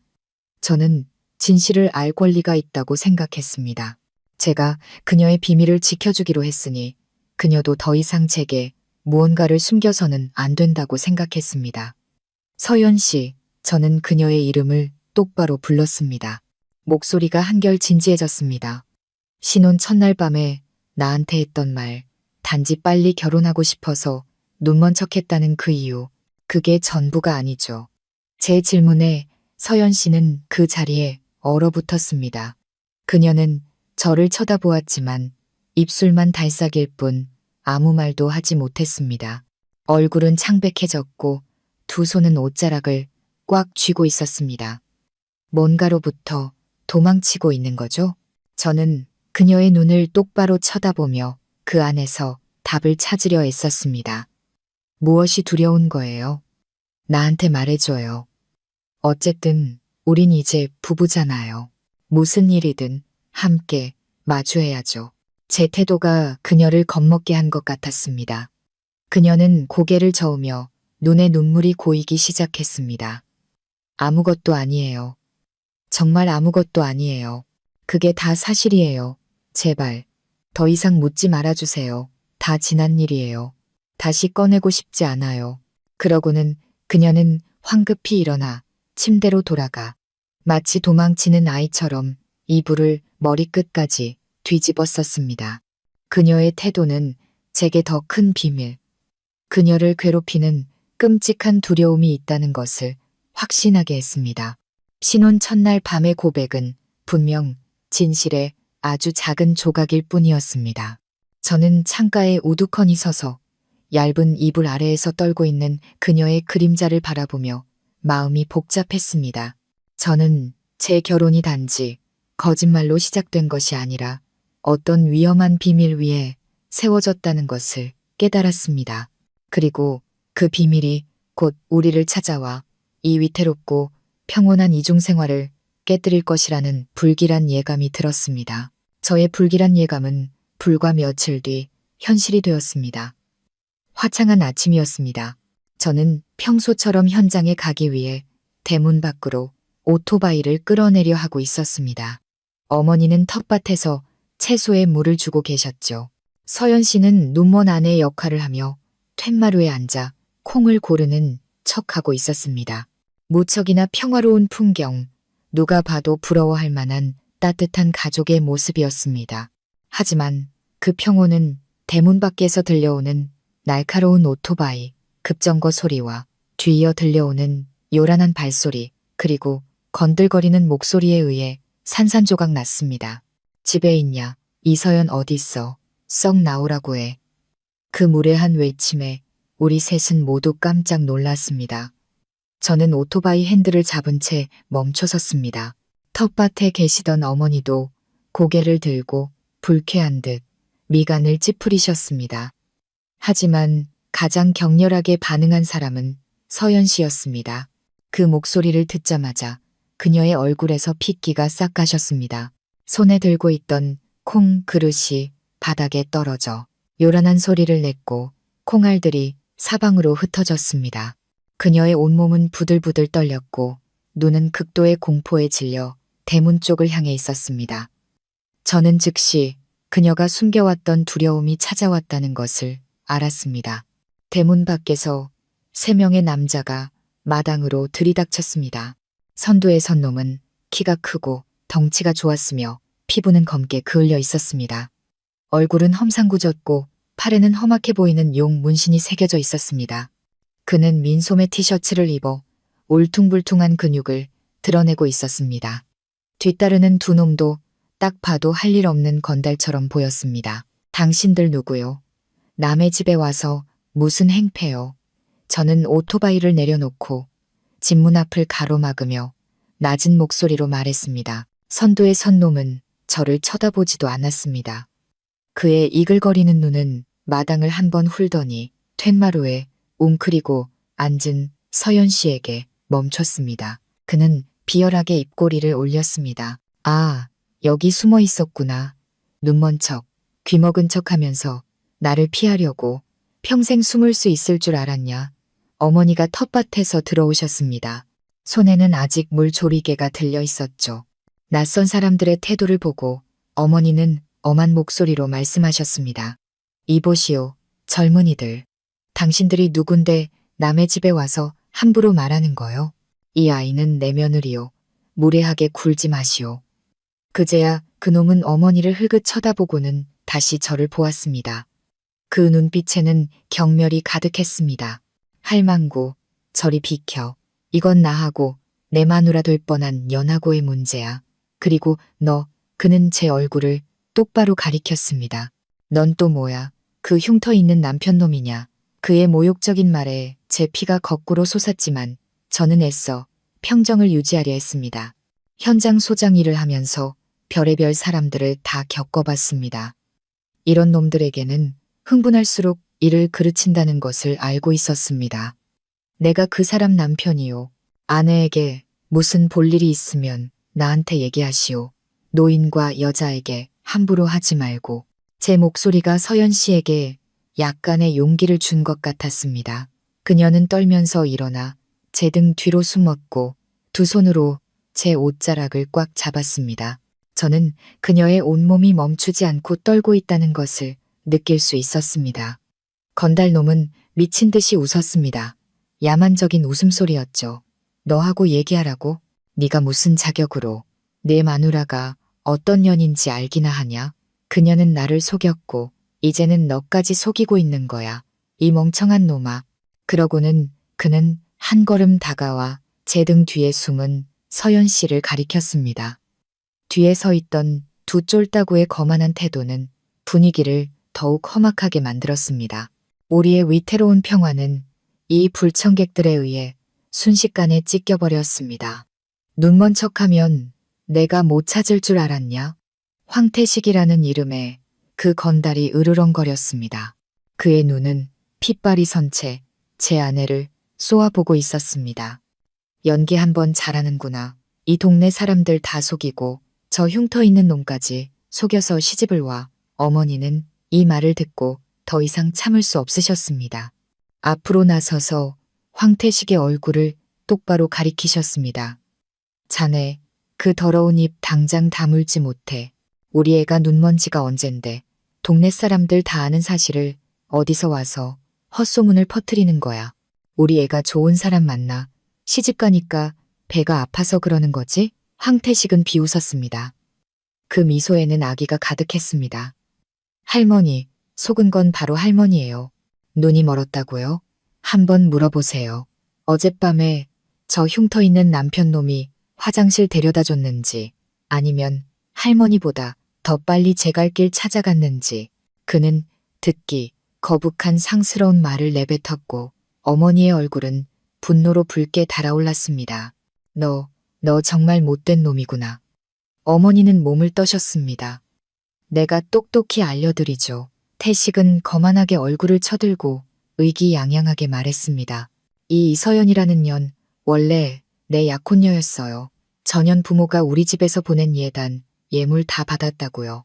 날만 잡아서 데려오면 끝이었는데 글쎄 인연이 눈먼 척하는 쇼를 해서 도망치더니 이놈한테 시집을 간 거예요.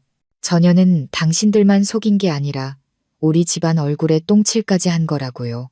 그의 말 한마디 한마디는 어머니에게 벼락과 같았습니다. 어머니는 충격에 빠져 서연 씨와 저를 번갈아 보셨습니다. 그 눈빛은 믿을 수 없다는 듯한 혼란으로 가득했습니다. 민준아, 저놈이 하는 말 사실이냐? 저는 어머니께 대답하지 않았습니다. 이때 제 모든 신경은 서연 씨를 보호하는데 집중되어 있었습니다. 제 등 뒤에 그녀가 거의 쓰러질 지경이라는 것을 느꼈습니다. 온몸이 공포로 굳어 있었습니다. 저는 그녀가 잡고 있는 제 옷자락을 꽉 쥐어주며 힘을 불어넣어 주려 했습니다. 저는 황태식의 얼굴을 똑바로 쳐다보며 차갑고 단호한 목소리로 말했습니다. 내 아내의 과거가 어땠든 나는 상관없소. 지금 이 사람은 내 아내고 이 집 사람이요. 내 아내를 모욕하는 건 용서 못해. 내 아내라고? 태식은 입꼬리를 올렸습니다. 내가 지금 독사를 집에 들인 거라는 건 아냐? 내가 전현의 정체를 까발려주지. 이서연, 눈 똑바로 뜨고 내 남편 놈 얼굴이나 쳐다봐. 더 이상 쇼하지 말고 그는 갑자기 달려들어 제 등 뒤에서 서연 씨를 끌어내려고 했습니다. 평소 몸 쓰는 일을 했던 덕분에 저는 재빨리 반응할 수 있었습니다.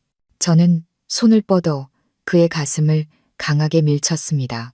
제 힘이 꽤 셌던지 황태식은 비틀거리며 몇 걸음 뒤로 물러났습니다. 이 자식이 감히 날 쳐. 그는 분노로 얼굴이 불그락푸르락해지며 소리쳤습니다. 그의 쫄따구들도 위협적으로 다가왔고 분위기는 일촉즉발의 상황이었습니다. 소란을 듣고 동네 사람들이 대문 밖에서 무슨 일인가 하고 기웃거리기 시작했습니다. 여긴 내 집이오. 당신들 같은 건달들이 와서 행패 부릴 곳이 아니란 말이오. 저는 일부러 동네 사람들이 들을 수 있도록 크게 말했습니다. 다시 한번 말하지만 당장 내 집에서 나가시오. 그렇지 않으면 나도 가만히 있지 않겠소. 평소 현장에서 인부들을 지휘할 때나 쓰던 카리스마가 이때 효과를 발휘했습니다. 제 덩치가 그놈처럼 우락부락하지는 않았지만 키가 크고 다부졌습니다. 제 단호한 눈빛과 목소리가 황태식을 약간 주춤하게 만든 것 같았습니다. 그는 저를 한번 쳐다보고는 이미 몇몇 사람들이 수군거리고 있는 대문 밖을 흘끗 보았습니다. 여기서 일을 크게 벌여봤자 자신에게 이로울 게 없다는 것을 깨달은 모양이었습니다. 좋아, 그는 이를 갈았습니다. 오늘은 이만 봐주지. 하지만 똑똑히 기억해둬. 이 서연은 내 여자야. 내가 못 가지면 다른 놈도 가질 수 없어. 두고 보라고 이 흉터 있는 놈아. 그러고는 그는 분한 듯 몸을 돌려 쫄따구들에게 신호를 보냈습니다. 새 놈은 기세등등하게 사라졌고 마당에는 견디기 힘든 침묵과 남은 사람들의 마음속 혼란만이 남았습니다. 어머니는 넋이 나간 채 서 계셨고 서연 씨는 그 자리에 주저앉아 소리내어 울기 시작했습니다. 꽁꽁 숨겨왔다고 생각했던 그녀의 연극은 이제 가장 잔인한 방식으로 세상에 드러나 버렸습니다. 황태식 무리가 떠난 후 집안의 공기는 무겁고 숨막히게 가라앉았습니다. 서연 씨의 흐느낌만이 침묵을 깨고 있었습니다. 어머니는 여전히 충격에서 벗어나지 못한 채 바닥에 주저앉아 우는 며느리와 저를 번갈아 보셨습니다. 그 눈빛에는 질문과 극도의 혼란이 가득했습니다. 민준아, 이게 다 무슨 일이냐? 어머니가 떨리는 목소리로 물으셨습니다. 저놈이 새아기가 눈이 안 보이는 게 아니라고 하던데 그게 정말이냐? 저는 어머니를 보았다가 거의 실신할 듯이 울고 있는 서연 씨를 보았습니다. 가슴이 미어졌습니다. 더 이상 어머니께 숨길 수 없다는 것을 알았지만 어떻게 설명해야 할까요?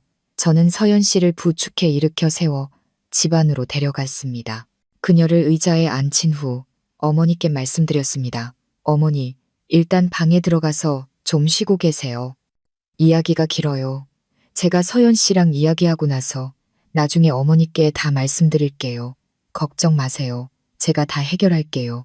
어머니는 여전히 충격에 빠진 눈으로 저를 보셨지만 아마도 당신의 아들을 믿으셨던 것 같습니다. 더 이상 묻지 않으시고 조용히 고개를 끄덕인 후 천천히 방으로 들어가셨습니다. 구분등이 무척이나 안쓰러워 보였습니다. 집안에 우리 부부만 남았을 때 저는 문을 닫았습니다. 따뜻한 물을 한 잔 따라 서연 씨 앞에 놓았습니다. 이거 마시고 진정해요. 그리고 나한테 모든 걸 다 이야기해줘요. 제 목소리에는 이제 분노가 전혀 없었습니다. 깊은 피로감과 연민만이 남아 있었죠. 서연 씨는 고개를 들어 저를 쳐다보았습니다. 눈은 붉게 충혈되어 퉁퉁 부어 있었습니다. 그녀는 물잔을 받지 않고 다시 큰 소리로 울음을 터뜨렸습니다. 마치 한 번도 울어보지 못한 사람처럼 울었습니다. 그 고통스러운 흐느낌은 그동안 억눌러왔던 모든 두려움과 슬픔을 쏟아내는 것 같았습니다. 저는 그저 말없이 그녀 옆에 앉아 그녀가 울도록 내버려 두었습니다. 그녀에게는 그 감정들을 모두 쏟아낼 시간이 필요하다는 것을 알았습니다. 한참 후 울음소리가 잦아들고 작은 흐느낌만이 남았을 때 서연 씨가 드디어 입을 열었습니다. 목소리는 쉬고 끊어졌습니다. 죄송해요. 제가 모두를 속였어요. 신혼 첫날 밤에 드렸던 말씀은 진실의 절반뿐이에요. 그녀는 황태식이 그 지역에서 불법 목재 거래로 돈을 번 부잣집 아들이라고 말했습니다. 그놈은 돈과 권력을 믿고 아나무인으로 행동해서 동네에서 아무도 그를 건드리지 못했다고 합니다. 그놈은 오래전부터 그녀에게 눈독을 들였지만 그녀는 그가 너무 무서워서 항상 피해 다녔다고 했습니다. 황태식은 평범한 사람이 아니었습니다. 그는 폭력배였습니다. 그녀는 그가 작은 실수 하나 때문에 집에서 일하는 사람의 팔을 부러뜨리는 것을 직접 목격한 적도 있다고 했습니다. 저희 부모님은 가난하고 그 집안의 힘을 두려워하셨어요. 그래서 그 집에서 중매를 넣었을 때 차마 거절하지 못하셨어요. 서연 씨는 흐느꼈습니다. 부모님은 그 집 예물을 받고 제 결혼 날짜까지 잡으셨어요. 저는 애원하고 울고 심지어 죽겠다고 협박까지 했어요. 하지만 부모님은 그저 웃으면서 내 팔자가 기구하니 어쩔 수 없다고만 하셨어요. 그놈과 결혼하면 제 인생은 끝장이라는 걸 알았어요. 지옥 같은 삶을 살면서 매일 그의 폭력을 견뎌야 할 거예요. 저는 그렇게 살고 싶지 않았어요. 도망칠 생각도 했지만 갈 곳이 없다는 걸 알았어요. 가장 절망적인 순간에 제가 생각할 수 있는 유일한 방법은 눈먼 척하는 것이었어요. 그녀는 고통스러운 눈빛으로 저를 보았습니다. 황태식처럼 거만한 놈은 절대로 장애가 있는 아내를 받아들이지 않을 거라고 생각했어요. 그가 저를 혐오하고 모욕하고 스스로 파혼하기를 바랐어요. 하지만 제 생각은 틀렸어요. 그는 포기하지 않았을 뿐만 아니라 제가 눈이 멀든 다리가 부러지든 반드시 저를 아내로 맡겠다고 했어요. 그게 자기 자존심이라고요. 시간은 흘러가고 결혼식 날은 점점 다가왔어요. 저는 너무나 두려웠어요. 바로 그때 어머니가 김 여사와 상의해서 다른 혼처를 빨리 찾아 이미 엎질러진 물로 만들자고 하셨어요. 그리고 김 여사님이 민준 씨를 찾아온 거예요. 모든 이야기를 듣고 나니 제 마음은 천근만근 무거워졌습니다. 제 안의 모든 의문과 의심이 풀렸습니다. 저는 그녀가 왜 항상 두려움에 떨었는지, 왜 작은 소리에도 놀랐는지, 왜 매일 밤 창가에 앉아 있었는지 이제야 이해했습니다. 그녀는 교활한 사기꾼이 아니었습니다. 그녀는 그저 약하고 불쌍한 여자였고 악마 같은 놈에게서 벗어나기 위해 자신의 모든 지혜와 용기를 짜내고 있었던 겁니다. 제 안의 마지막 분노는 모두 사라지고 그 자리에 애틋함과 이름 모를 사랑이 강하게 솟아올랐습니다. 저는 손을 뻗어 서툴게 그녀의 뺨에 흐르는 눈물을 닦아주었습니다. 이것은 제가 그녀에게 처음으로 보인 다정한 행동이었습니다. 서연 씨는 살짝 몸을 떨며 저를 올려다보았습니다. 그 눈빛에는 놀라움이 서려 있었죠. 저한테 화나지 않으세요? 저는 조용히 고개를 저으며 한숨을 쉬었습니다. 더 이상 당신을 탓해서 뭘 하겠어요. 당신도 피해자일 뿐인데 진작 나한테 사실대로 말해줬어야죠. 저는 일어나 문으로 가서 햇살이 비치는 마당을 내다보았습니다. 일이 이 지경까지 왔으니 더 이상 피할 수만은 없어요. 두려워하지 말아요. 저는 몸을 돌려 그녀를 보았습니다. 눈빛은 단호했습니다. 이제 내가 있잖아요. 그놈이 당신을 함부로 대하지 못하게 할 거예요. 이 집에 온 이후 처음으로 저는 서연 씨의 입가에 옅은 미소가 피어나는 것을 보았습니다. 비록 그 미소에는 여전히 슬픔과 걱정이 어려 있었지만요.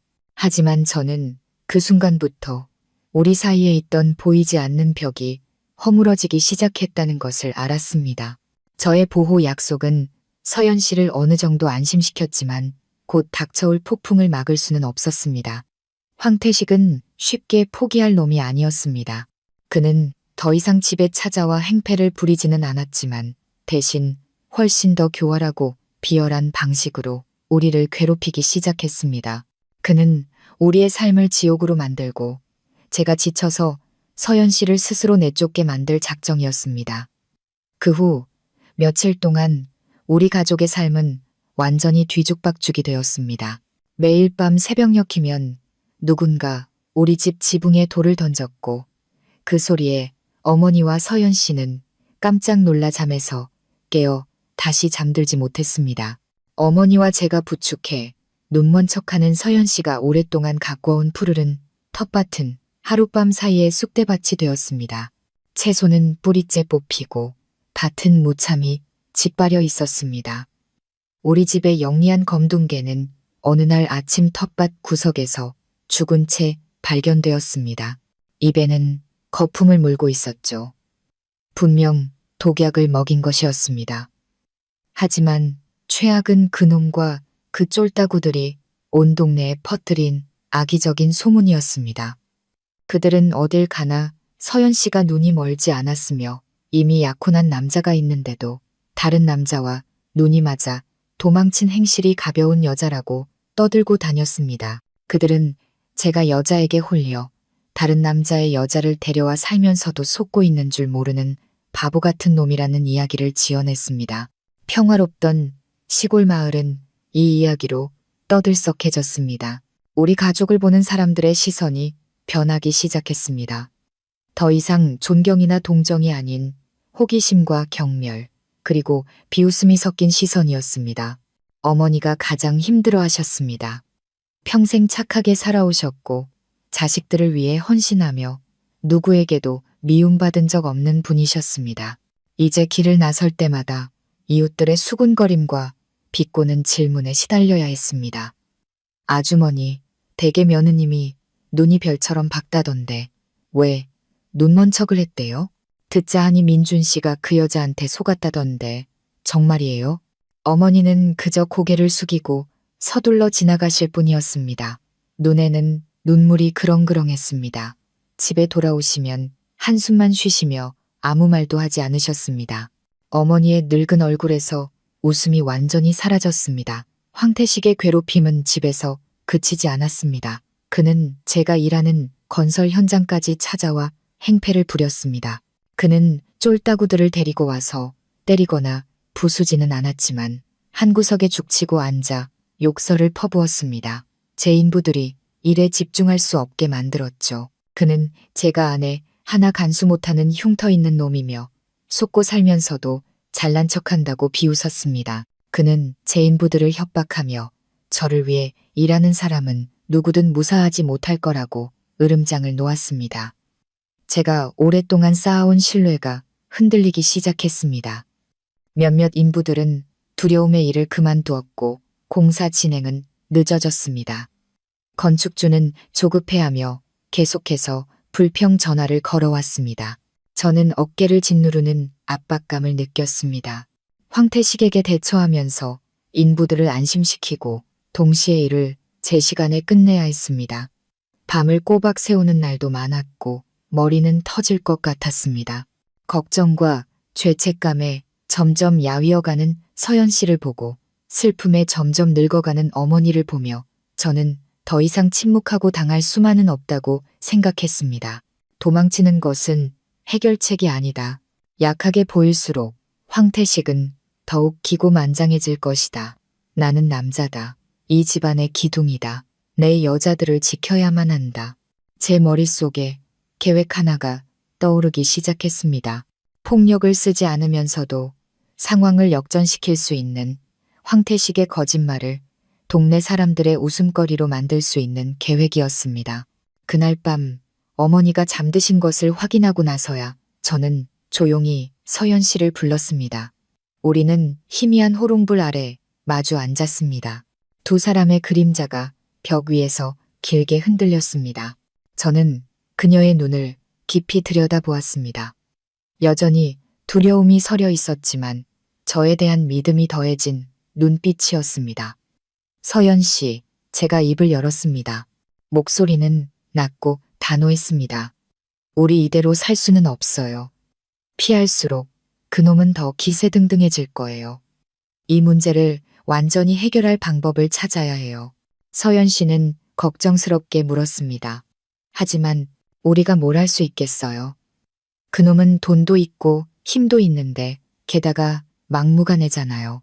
우리가 그놈을 이길 수는 없어요. 힘으로 싸우지 않을 거예요. 제가 대답했습니다. 제 눈에 결의의 빛이 번뜩였습니다. 우리는 그놈의 꾀를 역이용해서 그놈을 잡을 거예요. 내가 계획을 하나 세웠어요. 연극이죠. 하지만 이 연극에서는 당신이 주연 배우가 되어야 하고 아주 훌륭하게 연기해야 해요. 서연 씨는 호기심과 불안이 뒤섞인 표정으로 조용히 제 말을 들었습니다. 저는 제 계획을 차근차근 설명했습니다. 황태식이 당신이 눈먼 척한다고 온 동네에 떠들고 다녔죠.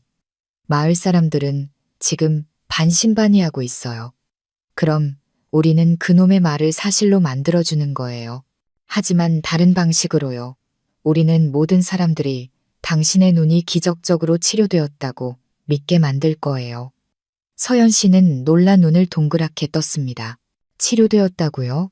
하지만 어떻게 그게 가능해요? 바로 여기가 연극의 시작이에요. 제가 설명했습니다. 내일부터 내가 이웃들이 들을 수 있도록 일부러 크게 말할 거예요. 어젯밤 꿈에 신령님이 나타나 아내의 눈을 고칠 수 있는 약초를 알려주셨다고요. 그리고 매일 우리는 치료하는 장면을 연출하는 겁니다. 내가 산에 가서 약초를 캐와서 다려주고 당신 눈 주위를 마사지해주는 척할 거예요. 당신은 아주 자연스럽게 협조해야 해요. 시력이 매일 조금씩 좋아지는 것처럼 연기해야 합니다. 저는 그녀를 보며 한마디 한마디를 강조했습니다. 연기를 아주 잘해야 해요. 예를 들어 첫날에는 눈에 피로가 좀 가신 것 같다고 말하고 며칠 후에는 사람의 형체가 희미하게 보인다고 말하는 거죠. 그러다가 점차 집안에서 부딪히지 않고 혼자 걸어 다닐 수 있게 되는 거예요. 우리는 모든 사람이 믿을 수밖에 없는 기적 같은 이야기를 만들어낼 겁니다. 내 말 이해하겠어요? 서연 씨는 멍하니 앉아 있었습니다. 제 대담한 계획을 소화하려 애쓰는 듯 했습니다. 처음에는 조금 망설였습니다. 하지만 그렇게 해도 괜찮을까요? 만약 들키면 우리는 온 동네 웃음거리가 될 거예요. 다른 길은 없어요. 저는 그녀의 손을 잡으며 확신에 찬 목소리로 말했습니다. 이 계획이 성공하면 모든 것이 바뀔 거예요. 모든 사람들이 내 노력 덕분에 당신 눈이 나았다고 믿게 되면 황태식이 당신이 눈먼 척했다고 말했던 것은 아무 가치도 없게 될 거예요. 오히려 사람들은 그놈을 비난할 겁니다. 배가 아파서 우리를 험담했다고 생각할 테니까요. 그놈은 지지를 잃고 명분을 잃고 우리를 헐뜯으려 했던 바로 그곳에서 고립될 거예요. 저는 그녀의 눈을 깊이 들여다보며 용기를 불어넣어 주었습니다. 이 연극은 당신의 명예뿐만 아니라 우리 가족 전체를 구원할 거예요. 어려운 거 알아요. 하지만 나는 당신이 해낼 거라고 믿어요. 날 믿어요? 서연 씨는 저를 한참 동안 바라보았습니다.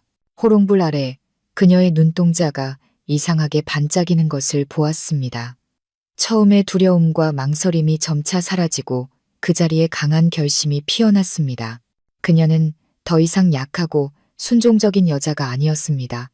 자신의 행복을 지키기 위해 저와 함께 싸울 준비가 되어 있었습니다.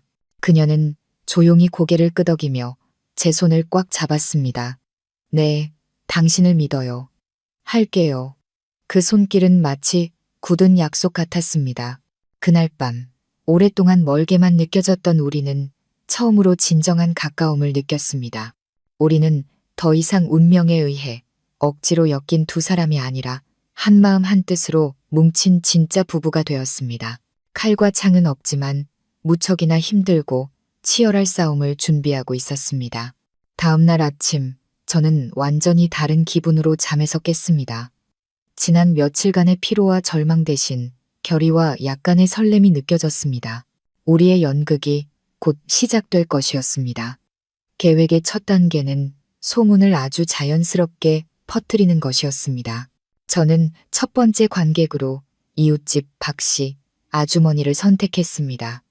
마음씨는 좋지만 동네에서 가장 말이 많기로 유명한 분이었죠.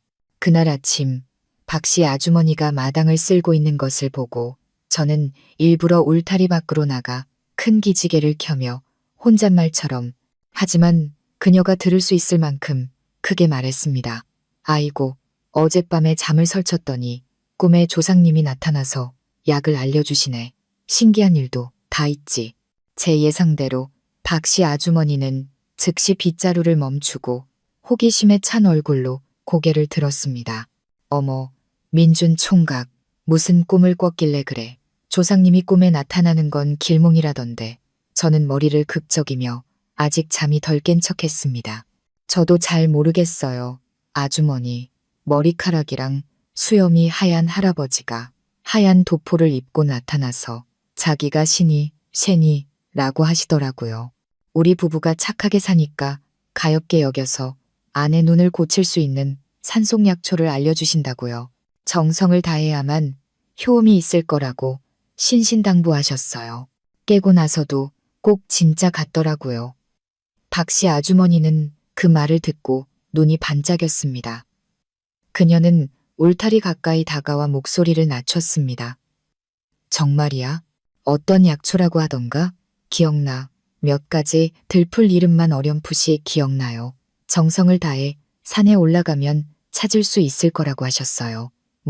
믿져야 본전이죠. 오늘 현장에는 안 나가고 산에나 한번 올라가 볼까 해요. 혹시 하늘이 도울지 누가 알겠어요. 저는 그렇게 말하고는 깊은 한숨을 쉬었습니다. 그것만으로도 충분했습니다. 그날 점심 무렵 온 동네는 제가 꿈에서 신이를 만나 아내의 눈을 고칠 약을 전해 들었다는 이야기로 떠들썩했습니다. 믿는 사람도 있고 반신반의하는 사람도 있었지만 모두가 호기심을 갖고 지켜보았습니다. 어머니는 이야기를 들으시고 처음에는 놀라셨지만 제가 확신에 차 있는 것을 보시고는 다시 희망을 품으셨습니다.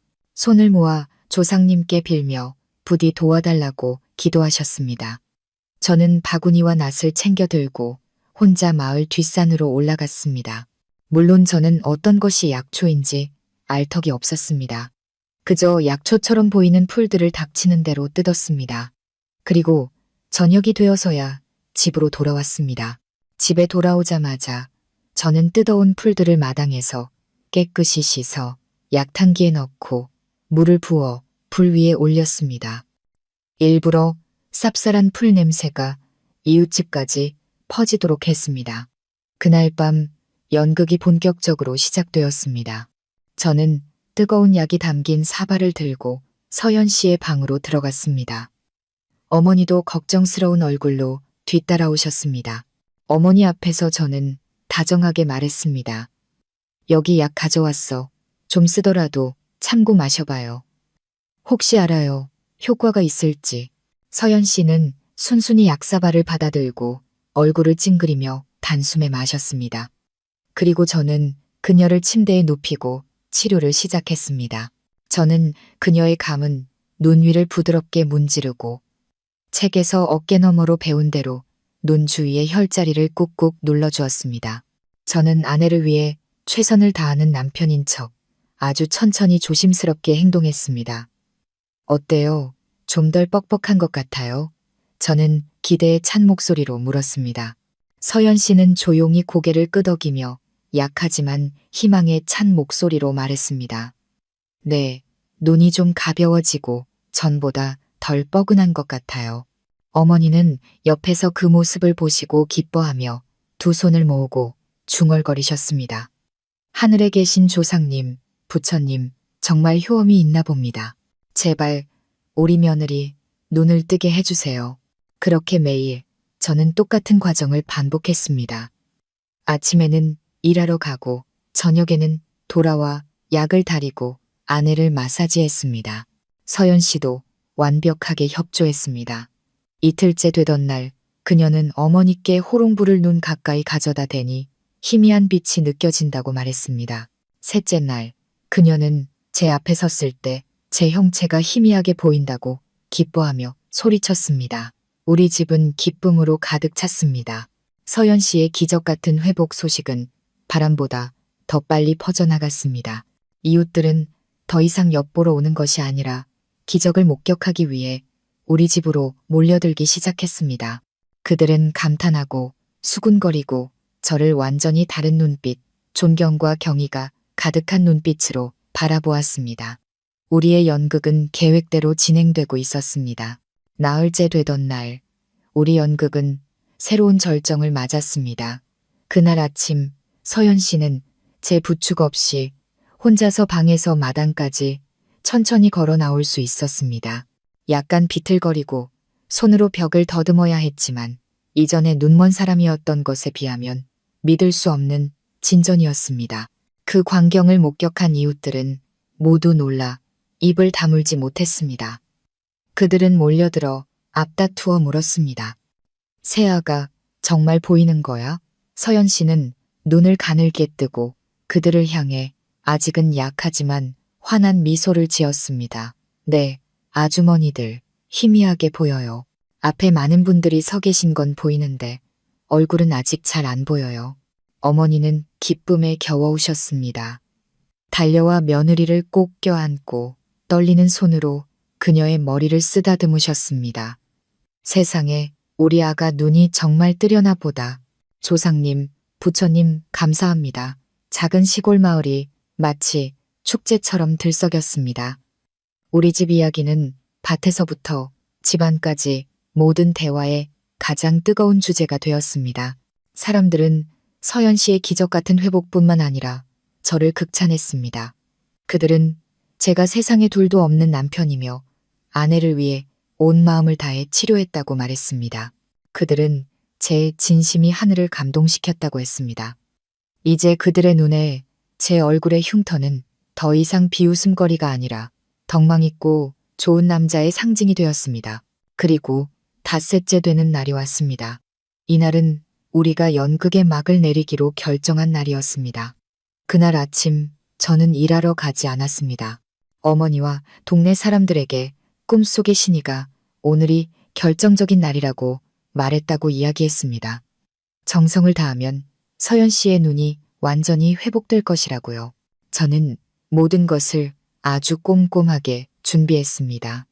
어머니께 마당에 과일과 향을 올린 상을 차려 하늘에 감사 기도를 드리라고 했습니다. 정오가 가까워져 햇살이 가장 아름답게 비치고 호기심에 찬 이웃들이 우리 집 대문 앞에 거의 다 모였을 때 저는 서연 씨를 부축해 집 안에서 나왔습니다. 그녀는 평소처럼 소박한 옷을 입고 있었지만 얼굴은 희망으로 빛나고 있었습니다. 저는 그녀를 마당 한가운데 햇살이 가장 잘 드는 곳으로 데려갔습니다. 자, 천천히 눈을 떠봐요. 조급해하지 말고. 저는 주변 사람들이 들을 수 있을 만큼 하지만 조용히 말했습니다. 서연 씨는 천천히 고개를 들어 아름다운 얼굴을 하늘로 향했습니다. 그녀는 눈을 꼭 감고 있었고 긴 속눈썹이 살짝 떨렸습니다. 마당은 쥐 죽은 듯 조용했고 모두가 숨을 죽이고 기다렸습니다. 그리고 그녀는 천천히 눈을 떴습니다. 처음에는 빛에 익숙하지 않은 듯 눈을 가늘게 떴습니다. 몇 번 눈을 깜빡이더니 그녀의 맑고 검은 눈동자가 주변을 둘러보기 시작했습니다.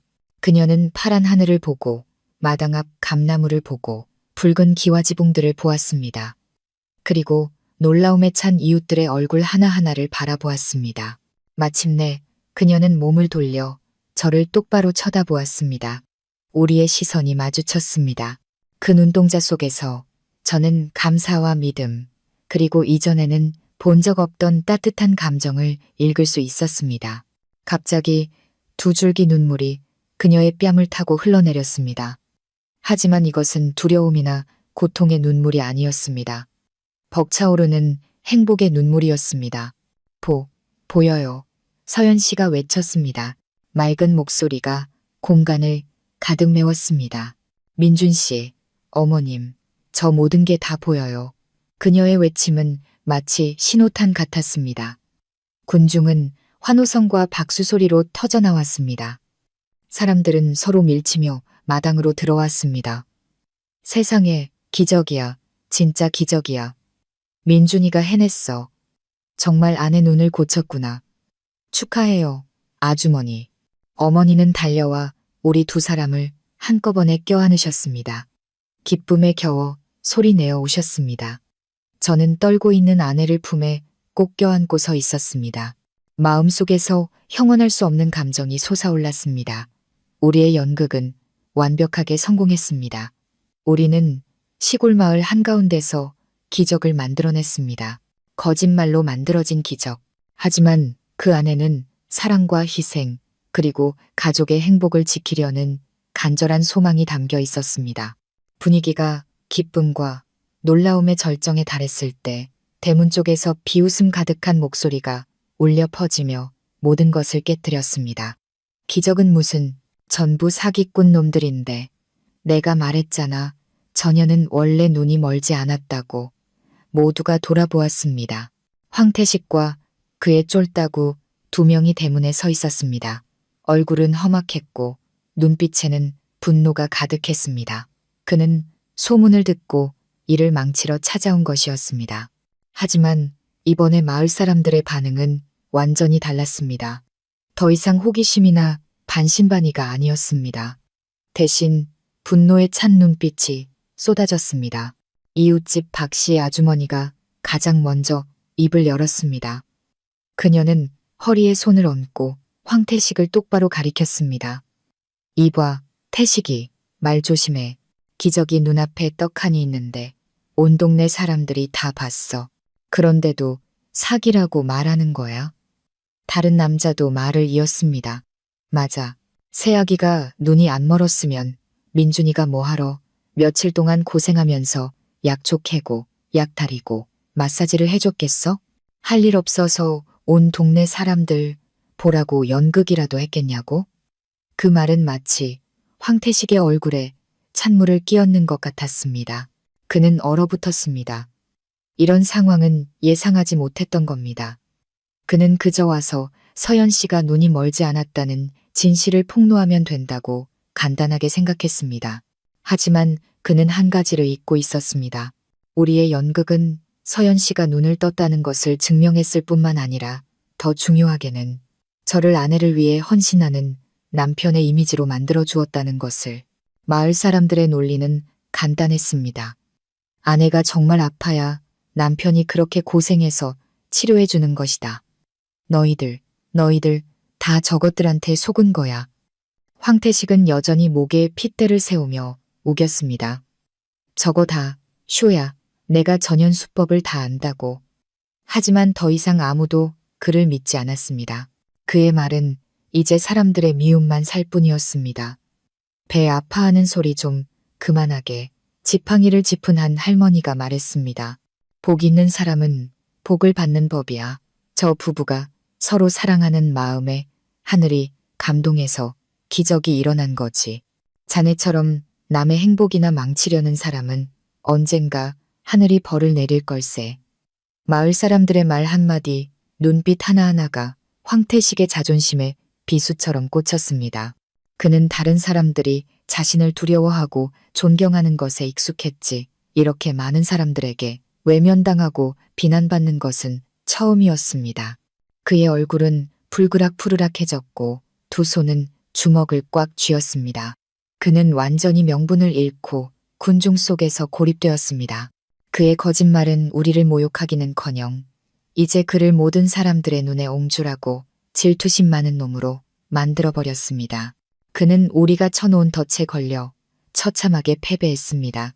황태식이 비난의 중심에 서서 분노와 당혹감으로 어쩔 줄 모르고 있을 때 마을 입구 쪽에서 요란한 오토바이 소리가 들려왔습니다. 오통을 벗은 누가 봐도 건장하고 힘세 보이는 남자 10여 명이 낡은 오토바이를 타고 다가오고 있었습니다. 바로 제 건설 현장 인부들이었습니다. 선두에는 현장 반장인 김 반장님이 있었습니다. 그는 성격이 강직하고 의리가 넘치는 중년 남자였습니다. 그는 황태식 바로 앞에서 오토바이를 세웠고 다른 인부들도 모두 멈춰서서 우리 가족 주위에 든든한 인간 벽을 만들었습니다. 알고 보니 제가 며칠 동안 일을 쉬고 제 가족에 대한 안 좋은 소문이 돌자 인부들이 무척 걱정했던 겁니다. 오늘 아침 우리 집에서 기적이 일어났다는 소식을 듣고 그들은 일찍 일을 마치고 다 같이 축하해 주러 온 것이었습니다. 동시에 혹시라도 우리 사장님에게 와서 행패를 부리는 놈이 있는지 보러 온 것이기도 했죠. 김 반장님은 오토바이에서 내려 제 앞으로 와서 쩌렁쩌렁한 목소리로 말했습니다. 박 소장님, 사모님 눈이 뜨셨다는 소식 듣고 우리 인부들이 너무 기뻐서 한 걸음에 달려왔습니다. 정말 축하드립니다. 그리고 그는 황태식과 그 쫄따구들을 날카로운 눈빛으로 쳐다보았습니다. 어라, 이거 우리 현장에 자주 놀러 오시던 태식 씨 아니신가? 오늘은 축하해주러 오셨나 봐. 근데 표정이 왜 그렇게 안 좋아 보이시나? 김 반장님의 비꼬는 말과 10여 명의 건장한 인부들의 등장은 상황을 완전히 바꿔놓았습니다. 황태식과 그의 두 쫄따구는 마을 사람들 앞에서도 이미 기가 죽어 있었는데 이제는 건장한 무리까지 마주하게 되자 얼굴이 하얗게 질렸습니다. 그는 오늘 더 이상 뭘 할 수 없다는 것을 깨달았습니다. 너희들 두고 보자. 그는 겨우 힘없는 협박 한마디를 내뱉고는 쫄따구들에게 슬그머니 눈짓을 보냈습니다. 새 놈은 황급히 오토바이에 올라타 마을 사람들의 비웃음 속에서 사라져 버렸습니다. 가장 큰 골칫거리가 마침내 해결되었습니다. 김 반장님은 제 어깨를 치며 호탕하게 웃었습니다. 저런 벼락 맞을 놈 때문에 걱정하지 마시오, 소장님. 다음에 또 와서 귀찮게 굴면 그냥 한마디만 하시오.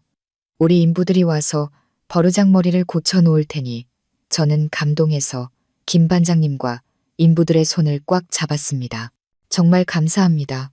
여러분, 이 마음 잊지 않겠습니다. 그날 우리 집 마당은 잔칫날처럼 북적거렸습니다. 마을 사람들, 친구들, 인부들이 오랫동안 남아 함께 기쁨을 나누었습니다. 그들은 서연 씨의 기적뿐만 아니라 우리 부부의 굳건한 사랑을 축하해 주었습니다.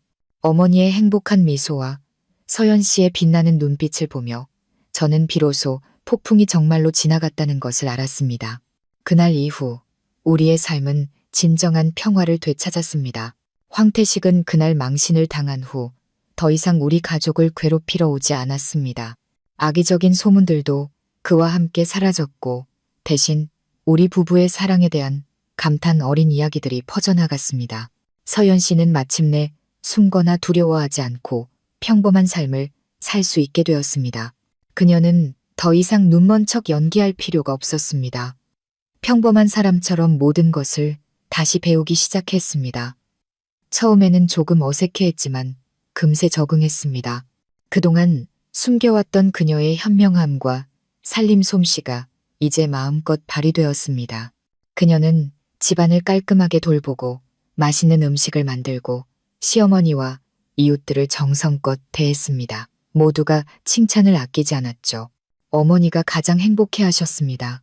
예쁘고 착하고 건강한 며느리를 얻으신 어머니는 마치 10년은 젊어지신 것 같았습니다. 어딜 가나 며느리의 손을 잡고 자랑하셨습니다. 그들의 고부관계는 많은 사람들이 부러워할 만큼 좋았습니다. 가장 중요한 것은 저와 서연 씨의 관계가 완전히 변했다는 것입니다.